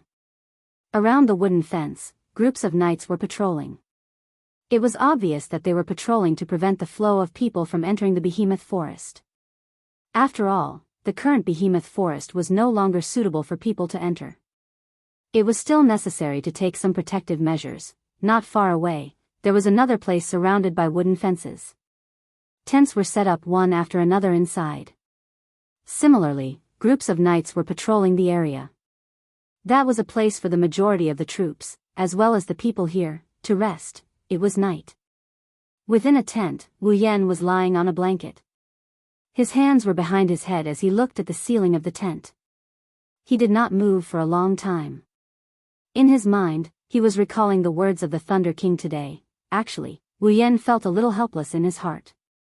He really did not expect that he would encounter such a situation right after returning from the world of the date battle.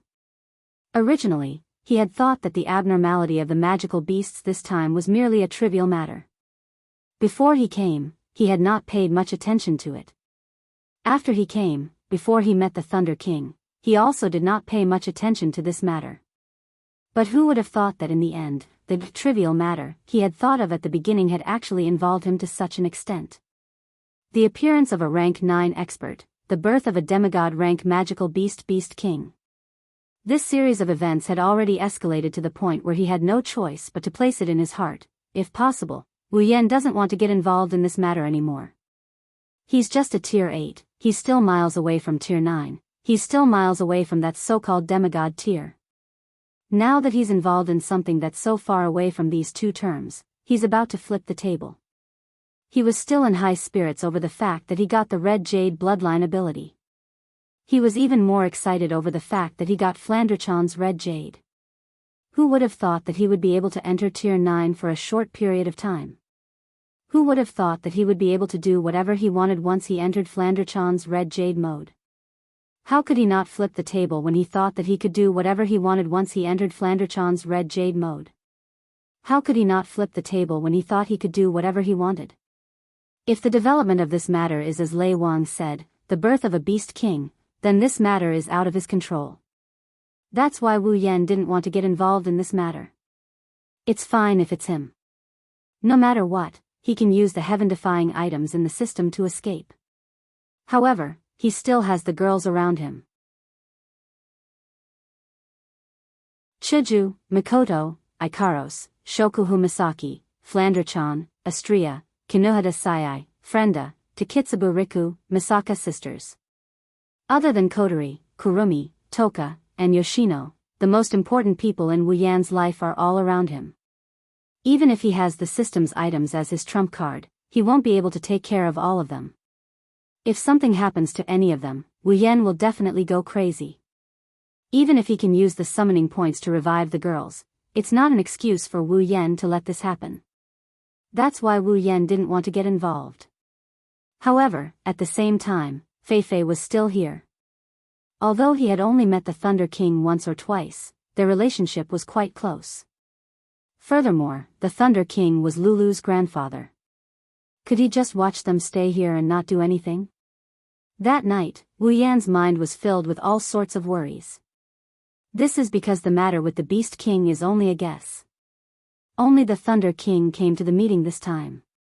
Before the situation in the giant beast's forest is clear, the Thunder King doesn't dare to act rashly. The giant beast's forest's 9th-rank magical beasts are as rare as phoenix feathers and Chilan horns, but if 3 or 4 of them appear, the Thunder King would be surrounded and beaten to death. If one of them is higher ranked than the Thunder King, then one would be enough. Thus, the Thunder King didn't have any plans to act for the time being and stayed in the tent like everyone else, waiting for the decision to be made. During the day, Lei Wang said that the Ailu Empire's royal family, first family Lori family, second family Saito family, and third family Ladin family will each send out an elite team to investigate the situation in the Behemoth Forest. Tomorrow, Wu Yan and the rest will decide whether they want to go to the Behemoth Forest or not. Wu Yan bitterly smiled, cursing in his mind. Tomorrow, the elite team that will go to the Behemoth Forest will be led by Fei Fei, the Lori family's leader. If Fei Fei is going, how can he and the rest stay here and watch? He might be able to harden his heart and not get involved, giving Fei Fei something to save her life. But if Fei Fei agrees, he agrees, but what about Chuju? What about Mikoto? Will they agree? The answer, of course, is no. Grandpa Lei Wang, you really are heartless. Wu Yan gritted his teeth. Aren't you afraid of burying Fei Fei, the pearl of the Lori family in the Behemoth Forest? These words had just sounded when the Thunder King's familiar voice rang out in the tent. No, it's the opposite, I'm very afraid. The sudden voice made Wu Yan's heart skip a beat, causing him to jump up from the blanket. When he recognized the owner of the voice, Wu Yan grumbled. Grandpa Lei Wang, eavesdropping is not a good habit. No, I've just arrived and I've already heard what you said. That's why I answered you in passing. Following the voice, a breeze blew into Wu Yan's tent and stopped in front of Wu Yan. When the breeze dissipated, Lei Wang's figure appeared. As expected of a 9th-stage powerhouse, seeing the way Lei Wang made his entrance, Wu Yan, who didn't sense any intruders, couldn't help but sigh in admiration as he looked at Lei Wang in awe. Little guy, it seems like you can't sleep either. Lei Wang chuckled and walked over to Wu Yan. He sat on the blanket facing Wu Yan. You can't sleep either, can you? Wu Yan scratched his cheeks and he grinned. Grandpa Lei, you must have something to tell me for calling me this late at night, right? Lei Wang nodded and looked at Wu Yan. I did have something to tell you, and it has something to do with what you just said. Something to do with what I just said? Wu Yan muttered. Is it about Fei Fei? That's right. Lei Wang raised his head and sighed. Perhaps you don't understand why I sent Fei Fei into the Behemoth Forest when the mission is so dangerous and important, right? Lei Wang didn't wait for Wu Yan's reply and asked. Do you know who will be the leader of the scouting party sent by the imperial family tomorrow? Wu Yan tilted his head in confusion. Then, he thought of something and he blurted out. Don't tell me it's Sylph. Congratulations, you got it right. Lei Wang's expression was bitter. You've seen Sylph's strength with your own eyes. She's more than enough to be the leader of the scouting party. That's why the imperial family sent Sylph, but there's a problem. Sylph is a junior. If the imperial family sends a junior to lead the scouting party, the other factions will be weaker than the imperial family. That's why the Lori family isn't the only one. I'm afraid the other 2 families will send their juniors to lead the scouting party as well. No way. Wu Yan's jaw dropped.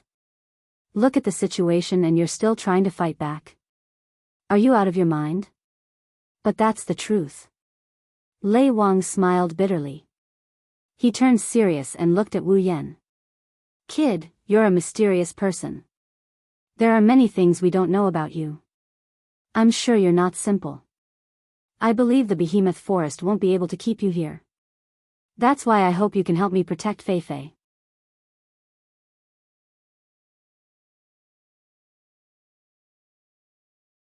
Chapter 531. The night passed quietly after the bright moon crossed the entire sky and drew a semicircle across the night sky. Perhaps it's because demonic beasts need to sleep too. No demonic beasts dashed out of the behemoth forest during the night. The troops stationed outside the forest lost their purpose.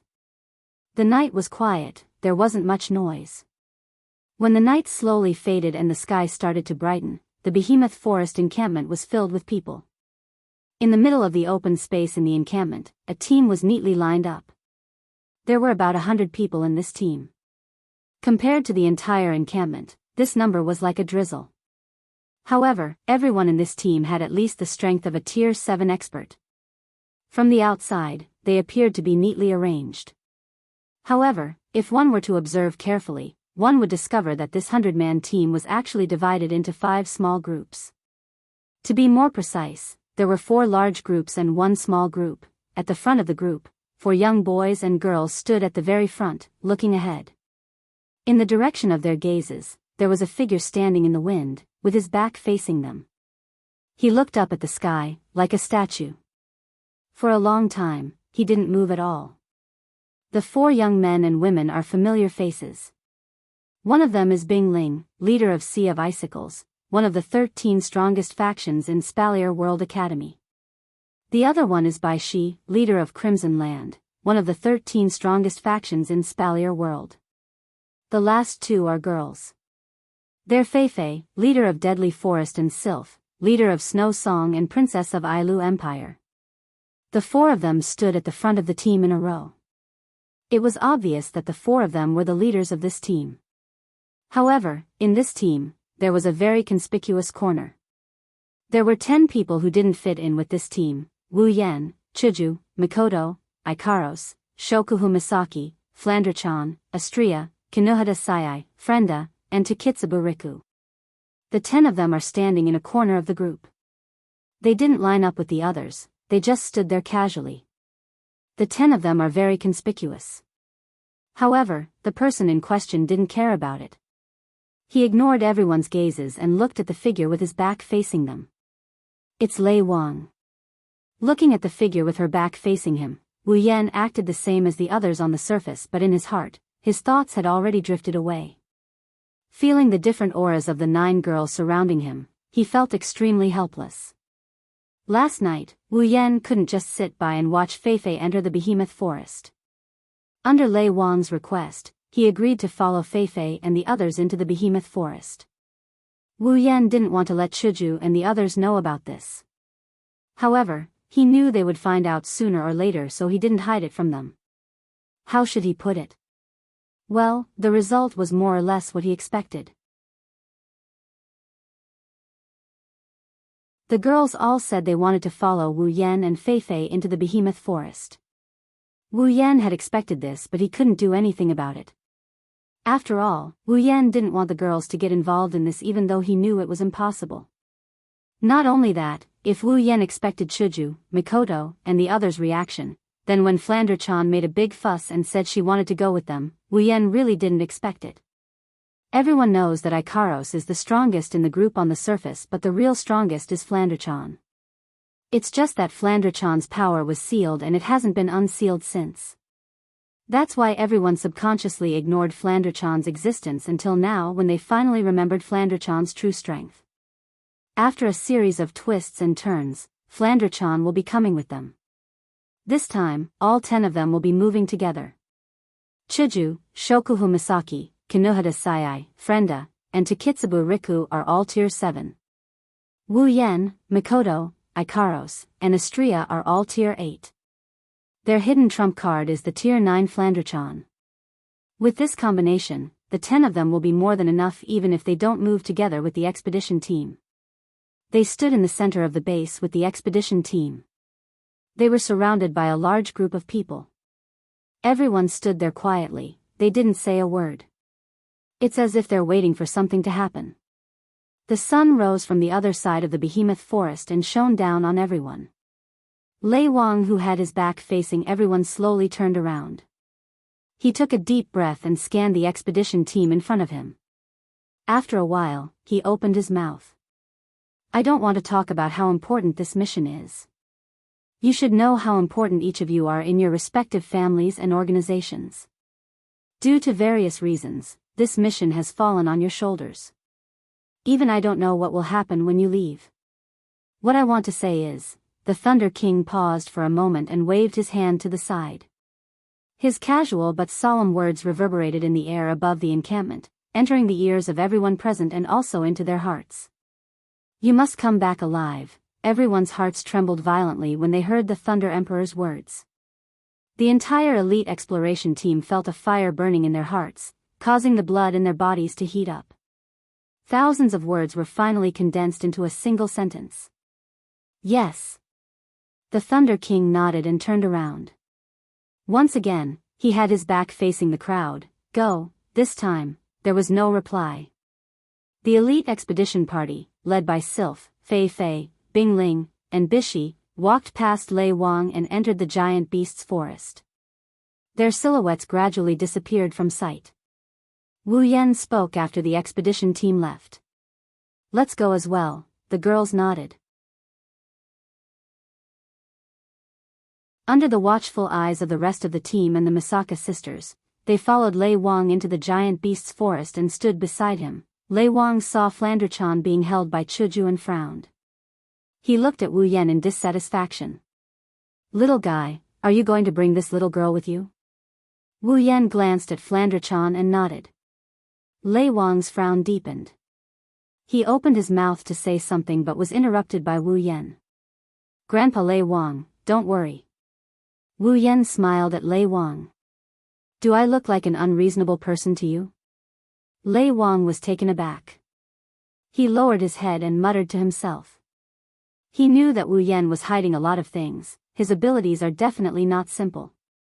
He must have his own plans for bringing the little girl in. He could only nod helplessly. Be careful, Wu Yan nodded at Lei Wang with the other 9 girls. He then walked into the behemoth forest without looking back. The group of 10 disappeared into the greenery.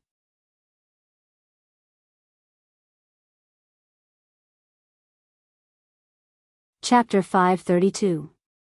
The Behemoth Forest is a famous training ground in the Spalier world. Everyone with a bit of strength has been here before. The same goes for the entire expedition team. Fei Fei got to know Wu Yan here. The Behemoth Forest is a forbidden area. Only the most powerful would dare to enter the forest. However, the outer perimeter is a familiar place to anyone who has been here once or twice. Even Wu Yan. That's why even though the environment of the Behemoth Forest is the same as before, everyone noticed something different. It's not the environment, it's the atmosphere. The outer perimeter is where demonic beasts of rank 5 and below roam. According to the rules of the Behemoth Forest, the higher the rank of the demonic beast, the closer to the center of the Behemoth Forest. Vice versa, the further away the demonic beast will be. That's why Lei Wang said the demonic beast king would be born in the center of the Behemoth Forest. However, it was different now. In the past, the highest level magical beasts in the periphery would not exceed level 5. However, they had only walked for less than 10 minutes and they had already encountered no less than 10 level 7 magical beasts. In the past, a rank 7 demonic beast would be a living coffin for anyone who entered the giant beast's forest. Unfortunately, this time, it's not just any normal person. It's an elite team made up of the 4 strongest factions of Ailu Empire. In this group, the weakest was at level 60, and there were 100 of them. The strongest was at level 8, and they could easily kill level 7 magical beasts even if they ganged up on them. But this time, they didn't come here to train, nor to hunt magical beasts. Most importantly, they came here to explore. Perhaps it was because of this reason that the 3 great clans and the imperial family chose to let the younger generation lead the group. Killing these demonic beasts for their own purposes is a thankless task. They might even attract the attention of other demonic beasts. Sylph, Fei Fei, Bing Ling, and Bishi immediately signaled their subordinates to use stealth to avoid the demonic beasts in the area. They quietly made their way into the forest. In fact, if they really wanted to use stealth to achieve the goal of scouting, then 100 people would be a little too much. The fewer people there were, the harder it would be to be discovered. It was not that the Thunder King had not thought of this problem, but when he thought about it, all the magical beasts nowadays were in groups. Once they were discovered, if there were too few people, then all their efforts would be in vain. Therefore, the Thunder King had chosen 100 people, which was not a small number, to be the size of the scouting team. The magical beasts in the outer perimeter were not enough to catch the eyes of the elite exploration team. Their infiltration was very smooth.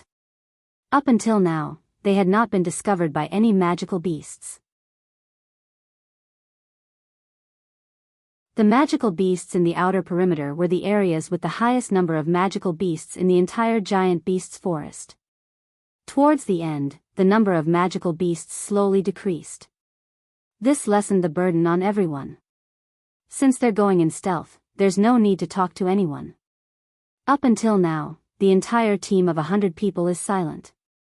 Aside from some light footsteps, there's no other sound. Even Flandrachan, who's in Wu Yan's embrace, is keeping her mouth shut. She doesn't dare to make a sound, she's afraid of disturbing something. As time passes, the sky is getting brighter. The light in the behemoth forest is glaring. Rays of sunlight shone on the ground or on everyone's faces. It's a sign that they've been traveling for quite some time. Fei and the others are walking at the front, they're constantly looking around, they're afraid they'll miss something. They're also prepared to give orders to the people behind them. Until a certain moment, Fei saw a wide open space in a corner. She waved at Sylph, Bingling, and Bishi and pointed at the open space. The three of them nodded in understanding. Together with Fei, they led everyone to the open space. After they scanned the area, they nodded to each other. Bingling and Bishi immediately signaled to their subordinates. A portion of the people who understood the two's gestures began to separate from the group. They went to each corner of the open space and surrounded it. Then, these people closed their eyes and chanted incantations. Under everyone's gaze, the incantation quietly fell, and a glass-like barrier rose from behind these people, fused together, and finally gathered into a square, covering the entire open space. Everyone's expression instantly relaxed when they saw the barrier covering the open space. Even Fei, Bingling, and Bishi are no exception. Only Sylph's expression didn't change at all. No one can tell what she's thinking. Alright, let's rest for a bit before we continue our journey. Fei said to everyone present. Her voice was very loud and clear. It directly broke the dead silence that had lasted until now. From this, it could be seen that the enchantment should have the effect of soundproofing. After Fei finished speaking, a quarter of the people accepted the order and left. However, the remaining 3/4 of the people acted as if they didn't hear it. Fei didn't care about this at all and just walked away. After Fei left, Sylph nodded at the rest of the people. Another quarter of the people left while the remaining half went to rest under Bingling and Bishi's agreement. Seeing this, Wu Yan curled his lips in disdain.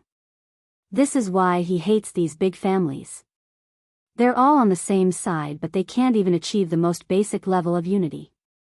At the most critical moment, they're still thinking about their own problems. When they do things, Wu Yan can't help but feel pain in his ass. They're even more troublesome than being at Sundra. How troublesome. Of course, Wu Yan didn't say anything. He didn't care about other people's lives anyway. He's only here to protect Fei. After Fei gave her order, she walked towards Wu Yan and the others. Yen, Chiju, Mikoto, and everyone else, you should rest for a bit too, that's great. Shokuhu Misaki's face was flushed red. She was panting heavily as she complained. We've been walking for so long yet we still have to be careful.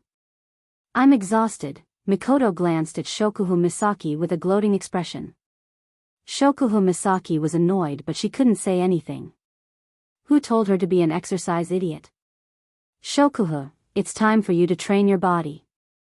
Chiju said seriously. Everyone couldn't help but laugh.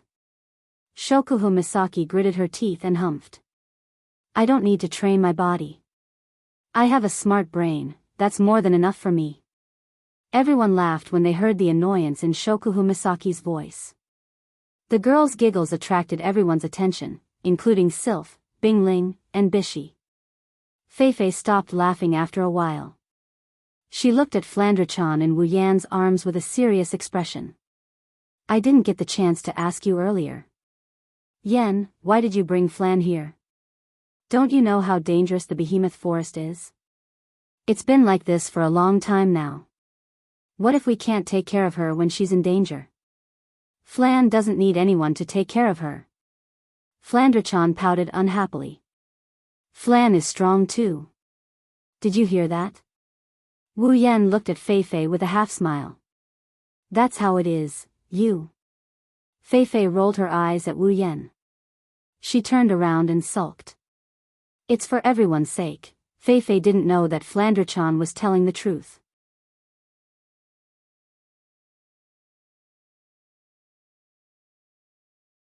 Chapter 533. Sylph's icy blue eyes stopped on Wu Yan's group for a moment before she walked over. Bingling and Bishi looked at each other. They hesitated for a moment before following Sylph. Everyone's attention was on Sylph and the other two walking towards Wu Yan's group. Wu Yan's group also noticed the trio's approach. Their chatter slowly died down as they looked at the trio in silence. Sylph looked at Wu Yan, Mikoto, and Ikaros before her gaze landed on Astria. Bingling and Bishi also looked at Sylph. However, Bingling's gaze was on Wu Yan while Bishi's gaze was on Chuju. The results of the last Academy Grand Tournament weren't only spread within Silveria World Institute, even the outer court students knew about it. After all, Silveria World Institute had a very high status, and since the Academy Grand Tournament was a competition between the students of the major factions, it was only natural that the major factions would know about it. When Sylph, Bingling, and Bishi looked at Astria, Wu Yan, and Chuju respectively, everyone knew what was going on. Wu Yan and Chuju looked at each other before they looked at the trio in front of them. Both sides didn't say anything. Astria tilted her head when she saw Sylph looking at her. After a while, a question mark appeared above her head. Why are you looking at me like that? Astria pouted when she saw Sylph's emotionless stare. She didn't seem to be faking it. The atmosphere in the room instantly broke into two halves. Everyone felt a sense of helplessness when they saw Sylph's emotionless stare. Sylph, on the other hand, didn't seem to mind at all. Next time, I will definitely beat you, huh? Astria flinched. She didn't understand what Sylph meant. Sylph didn't seem to want to say anything else. She turned around and left the corner. What the hell? Mikoto looked at Sylph's departing figure with an annoyed expression. She clenched her fist and said angrily. I should be the one saying that. Next time. I will definitely beat you. Sylph didn't hear Mikoto's words. She walked to a corner and closed her eyes to rest. Bingling and Bishi took a deep look at Wu Yan and Chuju before they left without saying anything. Astria wrinkled her nose. Her dissatisfaction deepened. She stuck out her tongue at Sylph, Bingling, and Bishi and made a funny face. What a bunch of weird people. Wu Yan shook his head with a smile. He didn't pay attention to the trio's sudden actions. It might seem strange to an outsider, but those who are in the know that they're just unhappy about their loss. Following this scene, everyone in the open space began to tidy up and rest. Perhaps it was because of the previous scene, everyone knew that there was a barrier around them so they wouldn't alert the enemy. However, they also subconsciously lowered their voices, causing the open space to be filled with whispers. After resting for about half an hour, Sylph, Feifei, Bingling, and Bishi stood up. They looked at each other and gave out orders. Prepare to depart. After the four gave their orders, everyone put away their things and gathered together. Then, the person who set up the barrier came to the front of the barrier and removed it. The glass-like barrier was like a tide, it slowly fell down. Not long after, the situation outside appeared in everyone's eyes. When the barrier fell, Wu Yan and Sylph's expression changed. Not good. Be careful. Suddenly, 5 blurry black shadows, mixed with wind pressure, whistled and arrived in front of those people who had removed the barrier. With a trace of suppressed roar, they pounced on these people. These people had just smelled a trace of fishy stench when their vision turned black. Then, they felt a pain in their head and completely lost their consciousness. Seeing these heads disappear from their heads and blood spurting out from their necks, everyone present was stunned. They stood there stupidly, watching these headless bodies fall to the ground. They did not have the slightest reaction, so much so that when the 5 blurry shadows continued to pounce on them, they did not react at all. Are you guys stupid? Hurry up and be on guard. Seeing the dumbfounded look on everyone's face, Wu Yan's temper flared. He yelled at them to bring them back to their senses. By then, the shadow had already pounced on the nearest person. Just as these people were about to step into the path of those in front of them, Bing Ling with his dagger and Bishi with his sword appeared in front of the shadows. Both of them swung their weapons at the same time and cut 2 of the shadows in half. At the same time, a black sword, a doqi blade glow, and an ice blade flashed from behind everyone. They brushed past everyone's bodies and landed on the remaining 3 black figures.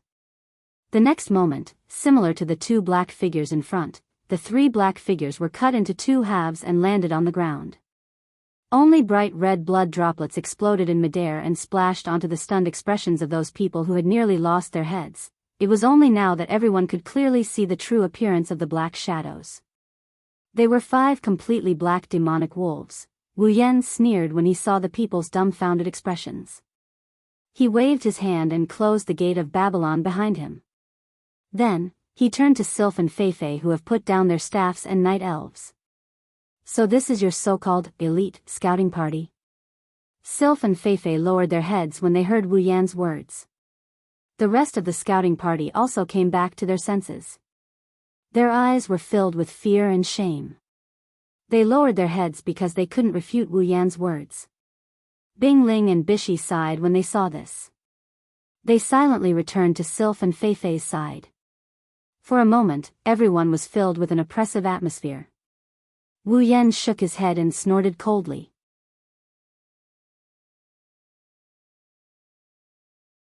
Now is not the time for you to reflect. Everyone was shocked when they heard this. Sylph and the others also realized that something is going on. They quickly looked outside the clearing and saw, Black Demon Wolf, level 60 level 68. There are 30 level 60 to level 68 rank 7 Black Demon Wolves surrounding the clearing. They are slowly approaching. Everyone except for Wu Yan's group and Feifei's group sucked in a breath of cold air. We're surrounded.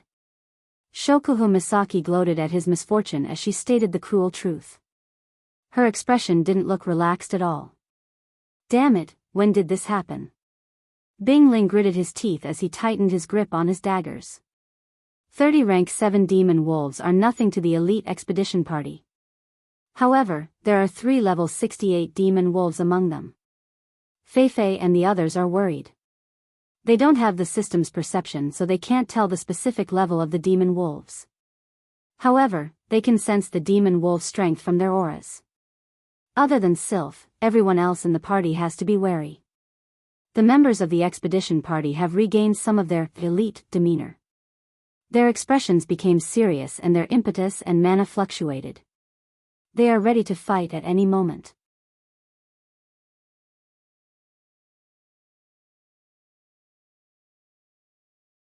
Chapter 534. As the Black Demon Wolf encirclement closed in, the members of the expedition team also retreated to the center of the clearing. After a while, less than 100 members of the expedition team were squeezed back to back in the center of the clearing. They watched as the Black Demon Wolf encircled them from all directions. Sweat began to form on their foreheads. Feifei, Bing Ling, and Bishi looked at the 3 black demon wolves that were slightly larger than the other demon wolves.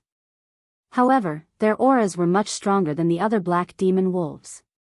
Their expressions were serious as they gripped their weapons. Everyone, get ready to break out. Following this command, the wolves seemed to have realized something. Their footsteps quickened. In the blink of an eye, the wolves arrived at the clearing. Finally, at a certain moment, one of the black demon wolf raised its head and howled. It pounced towards the expedition team. This action seemed to have caused a chemical reaction. All of the black demon wolf howled and turned into shadows as they pounced towards the expedition team. Attack! Fei Fei shouted. She pointed her night elf at the wolves. The magicians who had prepared their spells in advance immediately released their spells. The spells landed on the black demon wolf's body. Kill! Bing Ling and Bishi shouted coldly. They jumped out from the crowd and charged towards the black demon wolf that wasn't hit by the spells. The rest of the warriors did the same. They separated themselves from the crowd and charged towards the black demon wolf. The sound of sharp weapons piercing through the wolf's body echoed in the clearing. The sound of weapons being pulled out followed by the sound of weapons being pulled out. Blood splattered all over the ground. In just a short moment, the ground was already stained with blood. The members of the elite expedition team were divided into 2 rows. The warriors stood at the front and assassinated the dark demon wolves that approached them, while the magicians stood at the back. They were in charge of support and ranged attacks to prevent other dark demon wolves from taking advantage of the opportunity to attack. Weapons and magic flew in the air, landing on the dark demon wolves one after another. Finally, the dark demon wolves were stopped. Yen. On Wu Yan's side, Chuju, Mikoto, and Shokuhu Misaki turned towards Wu Yan, who was holding Flanderchan. They called out to him softly. It's obvious they want Wu Yan to make the decision. Wu Yan narrowed his eyes and glanced at the expedition team. He frowned slightly. It looks like other than Sylph, they're in a tough spot. Let's attack. Mikoto's tea-colored eyes stared straight at Wu Yan. Her forehead flashed with electricity. Her tone was filled with eagerness. It looks like she can't wait any longer. Wu Yan pondered for a moment and waved his hand. Let's attack. If we let them deal with it alone, I'm afraid there will be casualties. Mikoto's lips curled into a grin. She's very pleased with Wu Yan's decision. She had an excited expression on her face, but before she could express it, Kinohada Sai stuffed it back down her throat. Super, don't attack. Kinohada Sai took a few steps forward and smiled at the approaching black demon wolf. These super weak wolves aren't strong enough for you guys to super attack. Leave it to me. You? Wu Yan flinched, he's surprised and surprised. You want to deal with it yourself? Of course, I won't be the only one. Kinohada Sai patted her chest and pointed at Frenda and Takitsubu Riku. The 3 of us will attack together. Just the 3 of you? Wu Yan hesitated. The 3 of you are only tier 7, right? The opponents are 30 tier 7 demonic beasts. Can you guys handle it? In the end, don't underestimate us. Frenda winked at Wu Yan. No matter what, we're a team of 3. If we work together, our strength will multiply. Hee, just super watch. Kinohada Sai stopped explaining and looked at Takitsubu Riku. Takitsubu, I'm counting on you. Takitsubu Riku's face turned serious and she nodded firmly. Leave it to me. Okay. Wu Yan looked at them seriously and he smiled. Let me see how much you girls have grown. Kinohada Sai, Frenda, and Takitsubu Riku looked at each other and smiled. Then, Kinohada Sai walked out while Frenda stood in front of Takitsubu Riku. Takitsubu Riku closed her eyes. When Takitsubu Riku opened her eyes again, her pupils were trembling like pearls. The scene in front of her slowly turned transparent until all that was left was a few lines. Looking at these lines, Takitsubu Riku's heart stirred. She touched these lines and the color of the lines suddenly deepened. Kinohada Sai, who was walking forward, seemed to have sensed something. Her lips curled into a smile and she stopped. She raised her hand and pulled it behind her. A stream of air invisible to the naked eye wrapped around her tiny fist. Looking at the wolves not far away, Kinohada Sai's eyes turned sharp and she let out a roar before punching out. Boom! A clear vibrating sound rang in everyone's ears, causing both humans and wolves to subconsciously stop what they were doing. However, in the next second, a black demon wolf's body seemed to have been hit by a heavy hammer. It let out a blood-curdling scream and was sent flying. It smashed into a tree trunk, unable to get up again. This sudden turn of events startled everyone present. However, Kinohara Sai acted as if she did not see anything. In a flash, she appeared in front of everyone and once again raised her fist and smashed it onto the ground. Boom! The invisible force directly affected the ground, causing it to tremble and collapse. Cracks spread out like a spider web. Shortly after, the ground collapsed. Pieces of rocks protruded out and smashed into the pack of wolves. Many of the dark demon wolves were smashed into the cracks in the ground, causing their bodies to sway and fall into the cracks in the ground. What welcomed them was Dolly, whose body was swollen and twisted, appearing at the bottom of the crack. Boom boom boom boom boom. The series of unforeseen events stunned the members of the expedition team who were originally planning to fight to the death. Looking at the ruins not far away, they could only feel their heads spinning. Fei Fei, Bing Ling, and Bishi looked at each other and stared at the petite figure standing in front of them in shock. At this moment, the petite figure that was standing in front of them had a different kind of sturdiness to it. Fei Fei's beautiful eyes were half closed. She put down her night elf and looked at Kinohara Sai's back. She muttered softly, "So, she's this strong. So, this is the strength of an elder of Starlight Queen?" Bishi shook his head with a bitter smile. "Oh my god, how old is she? Even I have less than a 50% chance of winning against her, Kinohara Sai." Bing Ling stared at the front and took a deep breath. He felt bitter in his heart. As expected, he had been a frog in a well all this time. Even Sylph stared at Kinohara Sai for a long time. Her face was expressionless, but no one knew what she was thinking. Kinohara Sai was the only one who knew her own strength. She looked at Frenda and Takitsubu Riku and gave them a thumbs up. "Well done, Frenda." Takitsubu. Indeed, without Takitsubu Riku's ability, with Kinohara Sai's ability, how would she be able to unleash her invincible might and smash all the wolves into the ground? Without Frenda's bomb, she wouldn't have been able to deal with so many black demon wolf in such a short amount of time. There were 30 black demonic wolves in there. All of them were demonic beasts of the same tier as Kinohara Sai. Among them, there were even 3 that had reached level 68. Kinohara Sai wouldn't have been able to deal with them in such a short amount of time without Frenda or Takitsubu Riku. Looking at Kinohara Sai, Frenda, and Takitsubu Riku hugging each other, Wu Yen chuckled. He felt comforted.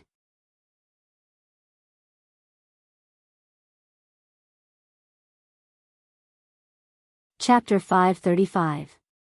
After Takitsubu Riku's ability reached LVL 5, she gained the ability to interfere with the personal reality of others.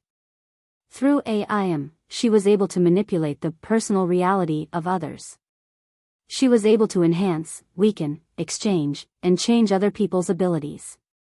She was even able to engrave the personal reality of others and grant them abilities. Although it might seem like Kinohara Sai was the only one who did all the work, the one who contributed the most was actually Takitsubu Riku. After reaching Tier 7, Kinohara Sai's ability also reached LVL 5. But no matter what, she was still only LVL 65. Dealing with 1 or 2 black demon wolf wouldn't be a problem, but dealing with 30 of them at once would be a little overconfident. However, under the interference of Takitsubu Riku's ability, Kinohara Sai's ability was amplified in an instant. Her strength was also greatly increased. That was why she was able to kill a black demon wolf with a single punch, shatter the ground, and force all the black demon wolves into the crevice. After that, Takitsubu Riku interfered with Frenda's personal reality, allowing Frenda to obtain the same spatial ability as Shiroi Kuriko. This allowed Frenda to move a large number of bomb dolls into the crevice and detonate them. That was how the 30 black demon wolf were dealt with in a short amount of time. Without a doubt, this victory belonged to Kinohara Sai, Frenda, and Takitsubu Riku. If any of them were missing, they wouldn't have been able to achieve this result. Of course, the black demon wolf couldn't react in time to Kinohara Sai's and Frenda's methods and were caught off guard. But more importantly, the 3 of them were able to work together perfectly. Indeed, just like what Frenda said, they were a team of 3. If they worked together, their strength wouldn't just be multiplied, it would be multiplied by who knows how many times. Right now, Takitsubo Riku and Frenda's strength was already on par with Mujino Shizuri. Perhaps they were slightly weaker, but with Takitsubo Riku's addition, 2 Mujino Shizuris might not even be enough to take on one of them. One has to admit that Takitsubo Riku is a freak of nature. While Kinohada Sayai, Frenda, and Takitsubo Riku were celebrating their victory, Shokuhu Misaki walked up to Wu Yan's side and chuckled. "How is it? Are you relieved now? It's still too early. Even with the 3 of us working together, we're still far from it." Wu Yan pursed his lips, but he still had a grin on his face. Shokuhu Misaki couldn't help but snicker inside. "Yen." Fei Fei walked in front of Wu Yan and company. "It's all thanks to you guys this time. Otherwise, we would have definitely suffered a lot of casualties." Hearing that, the members of the expedition team couldn't help but fall silent. In terms of numbers and strength, they were no weaker than the Dark Demon Wolves. The Dark Demon Wolves had 3 peak Tier 7 existences, while they had Fei Fei, Bingling, Bishi, and Fei Fei who were peak Tier 7 existences. On top of that, they had Sylph who was a Tier 8 existence. However, in a real battle, wolves are ferocious creatures, and demonic beasts are even more so. The Dark Demon Wolves are not afraid of death, but they were caught off guard because of a little change. This situation is very similar to when the Dark Demon Wolves were fighting against Kinohada Sayai just now. If the battle continues, victory is assured. However, just like what Fei Fei said, there will be a lot of casualties. "So this is your so-called elite expedition team?" These words filled with contempt and disdain kept ringing in the minds of the members of the elite exploration team, causing them to clench their fists tightly, their hearts filled with unwillingness. They are stronger and have more numbers than the Black Demon Wolf Pack. Yet, they ended up in such a state. Unwillingness is a given. Well, they can't be blamed for this. Only Wu Yan's group, Sylph, Fei Fei, Bingling, and Bishi know what they are supposed to investigate. Normal members like them don't have access to such important information. Even after they entered the Behemoth Forest and noticed that the Behemoth Forest is different from before, they didn't have a sense of danger. That's why they ended up in this mess.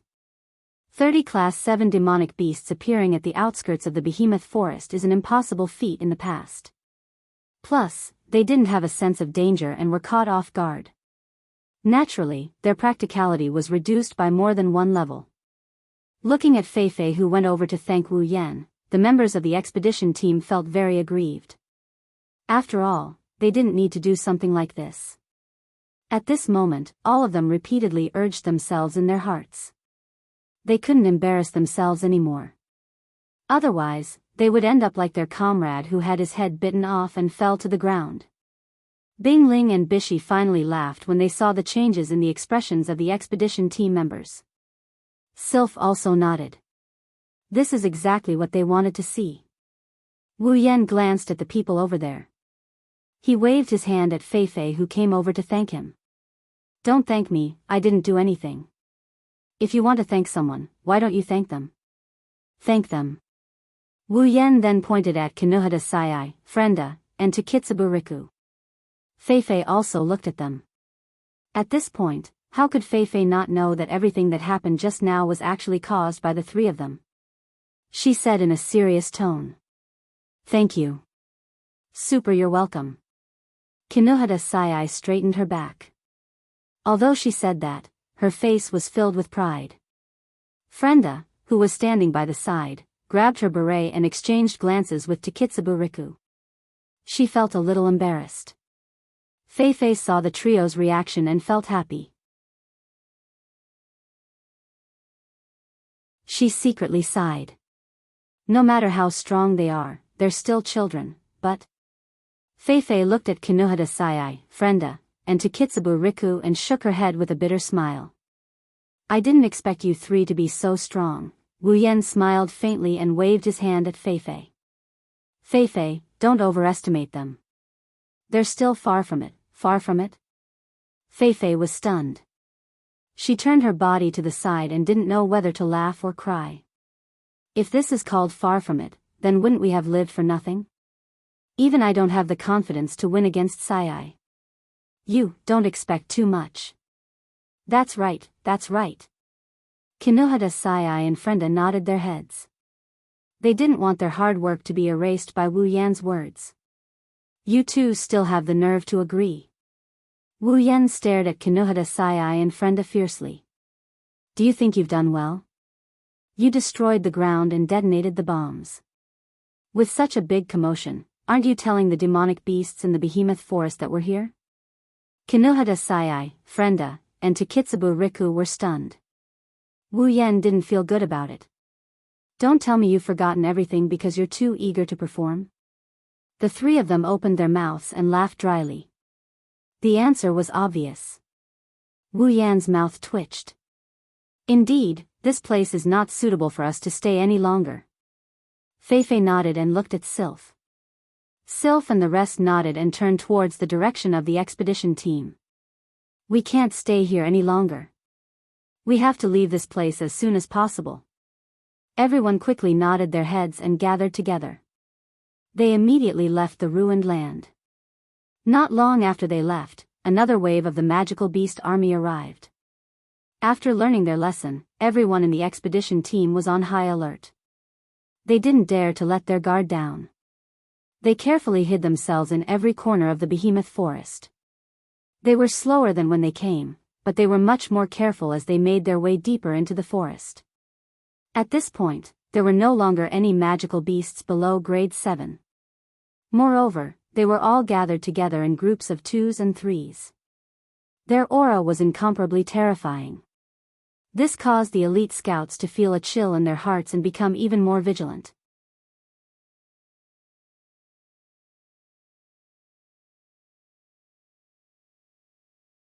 Chapter 536.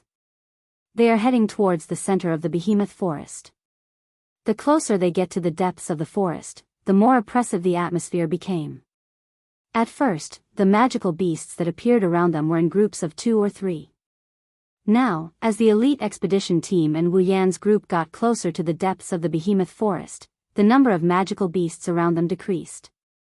Now, they can only see 1 or 2 scattered magical beasts every once in a while. However, this situation didn't make them happy. Instead, it made them feel uneasy. In the behemoth forest, the magical beasts are no longer hunting each other and treating each other as food. They are gathering together to chase away the humans in the behemoth forest. Even the magical beasts are gathering in groups of 2 or 3. But now, the magical beasts that appeared around them are scattered. They didn't gather with other magical beasts at all. What does this mean? It means that they don't need to gather with other magical beasts at all. In fact, this was indeed the case. Almost every one of these scattered magical beasts had the strength of the peak of the 7th stage, the kind that was only 1 step away from the 8th stage. This situation made everyone's heart heavy. This means that if they continue forward, they might encounter a rank 8 magical beast. They would rather encounter a group of class 7 magical beasts than a single class 8 magical beast. At the class 7 and class 8 magical beasts, the gap between class 7 and class 8 magical beasts was unimaginably large. If the expedition party were to encounter a group of class 7 demonic beasts, as long as their numbers weren't too ridiculous, they could still hold their own. However, if they were to encounter a class 8 demonic beast, without Sylph's help, they would have to sacrifice their own lives to have a chance of winning. Not everyone can be like Wu Yan and challenge those of a higher rank. At least in the Spalier world, no one has heard of such a thing. So, in a way, Wu Yan is also a freak. At a certain moment, Wu Yan's footsteps suddenly stopped. His eyes narrowed as he looked in a certain direction. What's wrong? The women stopped and looked at Wu Yan. Wu Yan didn't answer their question. Instead, he narrowed his eyes as if he saw something. At this time, the entire expedition team also noticed Wu Yan's strange behavior. They stopped and looked at Wu Yan in confusion. Seeing Wu Yan's strange behavior, Feifei wanted to ask him something. Sylph's eyes narrowed as well. She turned around and looked at the direction Wu Yan was looking at. Be careful. Sylph's reminder. Everyone's heart was in their mouth. They calmed down and carefully observed their surroundings. Soon, a presence with dense mana fluctuations appeared in everyone's senses. It's a blurry silhouette. As soon as it entered everyone's sensing range, it seemed to have noticed them. It's rushing towards them at an alarming speed. Not far away, a green figure silently appeared on a tree about 30 meters away from the crowd. After attracting everyone's attention, the figure flashed and instantly closed the distance between them by more than 10 meters, exposing his full appearance in front of everyone's eyes. It's a small civet cat. Its body is covered in dark green fur that complements the surrounding trees very well. Its eyes are purplish red and there's an ominous glint in them. There's a faint trace of pressure emanating from it. This raccoon was only about a meter long, but it gave everyone a lot of pressure. Because, from its speed and aura, they could tell that this was at least a peak 7th level magical beast. Feifei, Bingling, and Bishi's eyes narrowed when they saw the civet cat. Blue thorny cat. Blue thorny cat, level 69 everyone, be careful. Blue thorny cats are different from other demonic beasts. They don't have a large body but they're extremely fast. If you're not careful, you'll be dead by the time you lose consciousness. Everyone, be on guard. Feifei's cold warning caused everyone's heart to skip a beat. They quickly raised their weapons and stared at the cat, afraid that they'll lose track of it. While Feifei was talking, the blue thorny cat turned into a flash of green lightning and pounced towards the closest person to it. It's Feifei. Its 2 front claws popped out, and its greenish-black fur emitted a layer of light that was not bright, but was like a ripple of water. Its body pounced out in the air, and it actually changed direction on its own, bypassing the trees in front of it, and directly pouncing towards Feifei, causing Feifei's expression to change. In a place where no one was paying attention to, a pair of extremely narrow wings were slowly flapping on the blue thorny cat's ribs. The wings were as small as a thumb and couldn't be used for flight. However, when the blue thorny cat moved at high speed, it could help it change direction in mid-air. Feifei's night elf was already out of its sheath. Facing the blue thorny cat's attack, Feifei didn't even try to dodge.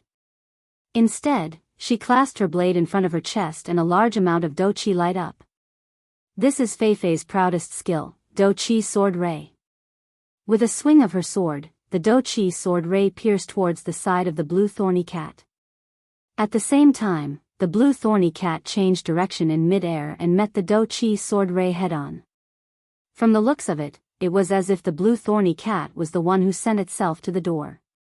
Facing Feifei's Do-Chi Sword Ray, the blue thorny cat's eyes turned cold. It reached out one of its front paws and slapped the Do-Chi Sword Ray into pieces. Shit! Bishi exclaimed. This blue thorny cat's strength is not inferior to its speed. Feifei won't be able to win against it alone. Let's go together. We don't have time to waste here.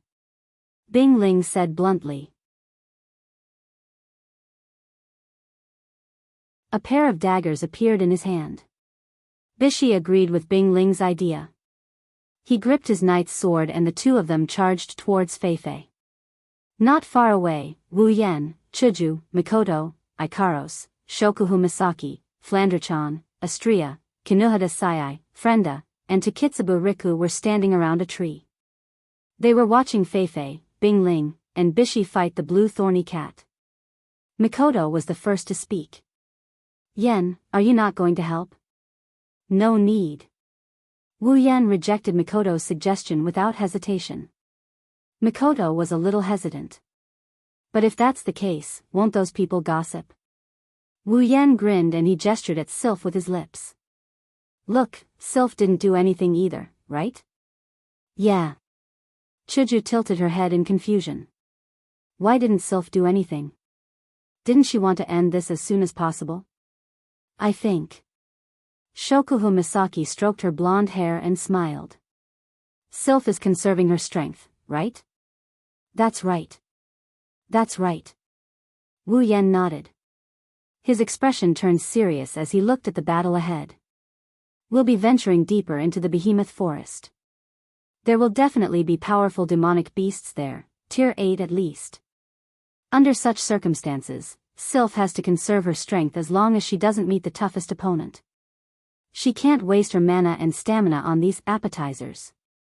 Otherwise, when she meets an opponent that requires her full strength, she'll be in danger due to wasting her energy. If that happens, not only will Sylph die, the others will also die. Hinajaku and Mikoto both nodded in understanding. Does that mean we have to conserve our strength as well? It's more or less necessary. Wu Yan sighed. Even though we don't have mana to expend, we have to conserve our strength. Even if it's just a little bit. The girls nodded in understanding.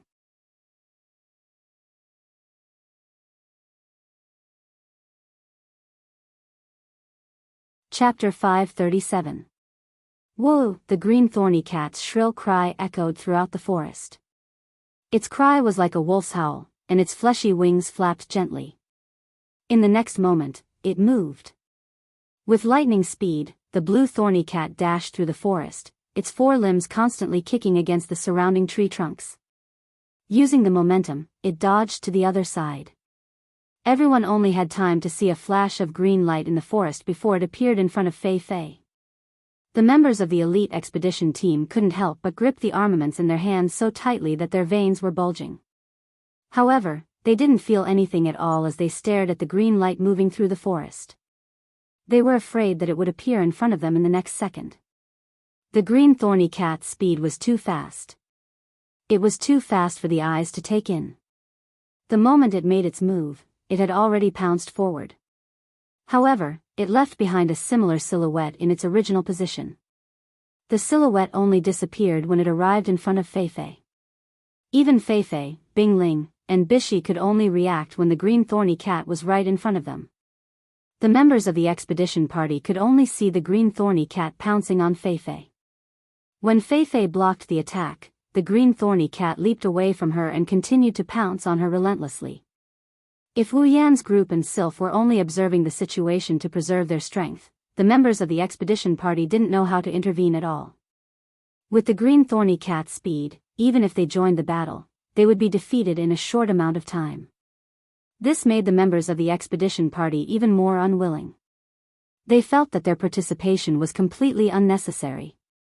They wouldn't be able to do anything at all. How could they be willing to accept this?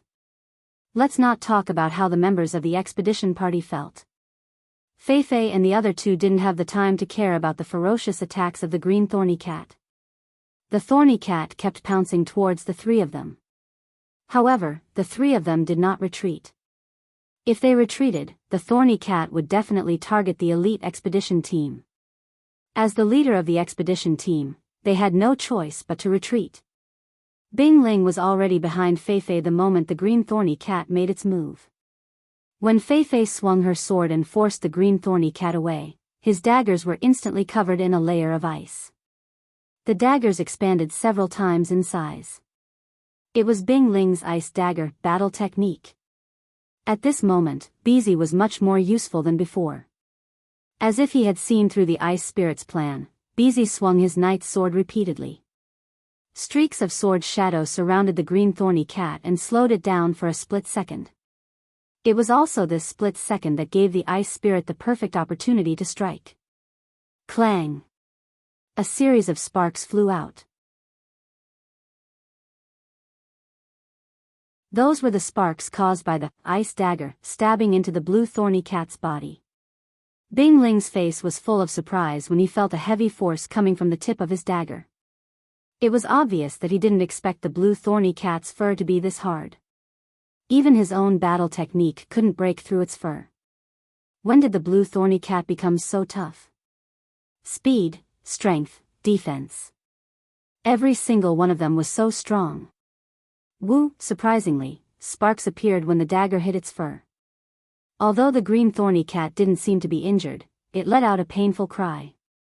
Its eyes glowed fiercely and its body shook violently. In the next moment, Bing Ling and Bishi who was behind him were sent flying. They crashed into a big tree behind them and the tree snapped. Both of them fell to the ground.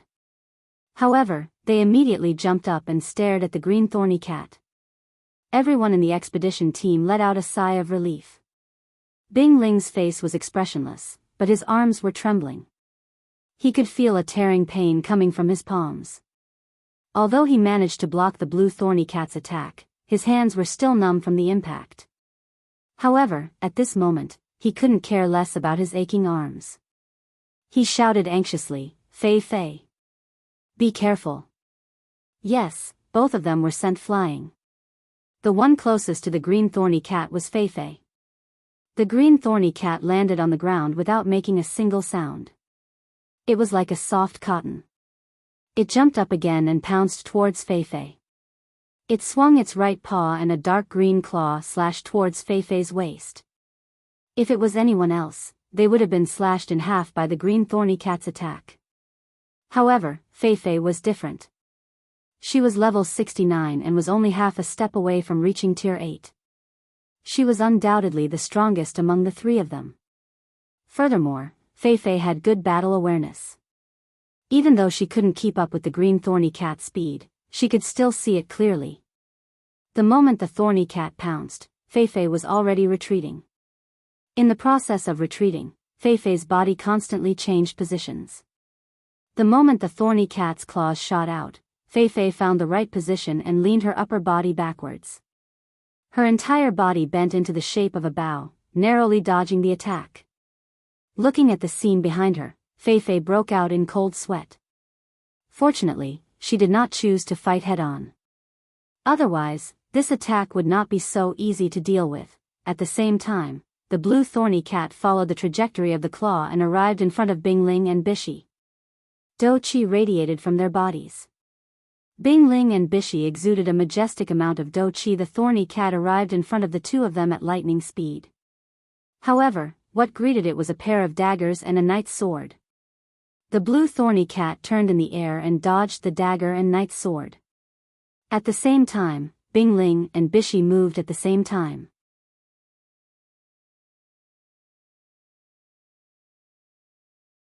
Intense combat qi radiated from their bodies. The dazzling combat qi caused the blue thorny cat to squint its eyes as it closed in on them. Here's our chance. Bing Ling and Baishi's eyes lit up and they roared. Their ice daggers glowing with an icy blue light and their giant sword struck out at the same time. The blue thorny cat narrowed its eyes but it couldn't see what was going on in front of it. It slammed its head into the swords and let out a miserable shriek. The force of the collision sent the blue thorny cat flying into a cloud of dust. Great! Behind them, the members of the elite expedition team couldn't help but exclaim. Their faces were filled with excitement. In their opinion, the joint attack of the two leaders was definitely not something that a peak 7th order magical beast could escape unscathed. Even if the green thorn cat didn't die from this attack, it should be close to death. However, when the thorny cat jumped out of the cloud of dust, everyone's excitement froze on their faces. However, when they saw the thorny cat's condition, their expressions became much better. At this moment, the blue thorny cat was in a sorry state. There were many scorched black spots on its tough fur, and its aura had also weakened significantly. This told everyone that the joint attack just now was indeed effective. The blue thorny cat shook its head violently. After a few seconds, it finally recovered. Feeling the pain in its body, the blue thorny cat was enraged. It raised its head and roared. Its blood-red eyes looked like they were going to bleed at any moment. It glared at Bing Ling and Bishi with bloodthirsty eyes. A murderous aura enveloped the entire area. The members of the expedition team couldn't help but feel suffocated. Their faces turned pale. As for Bing Ling and Bishi, they were at the center of the murderous aura. They could feel the murderous aura even more clearly. Although they didn't show it, their backs were cold and their hands were sweaty. At the same time, the blue thorny cat let out a whimper and leaped towards Bing Ling and Bishi. However, if you look closely, you'll notice that the blue thorny cat's speed is much slower than it was before. You're tuning in to the Carefree Valley YouTube channel. Don't forget to subscribe and join us on this journey to catch the most captivating stories.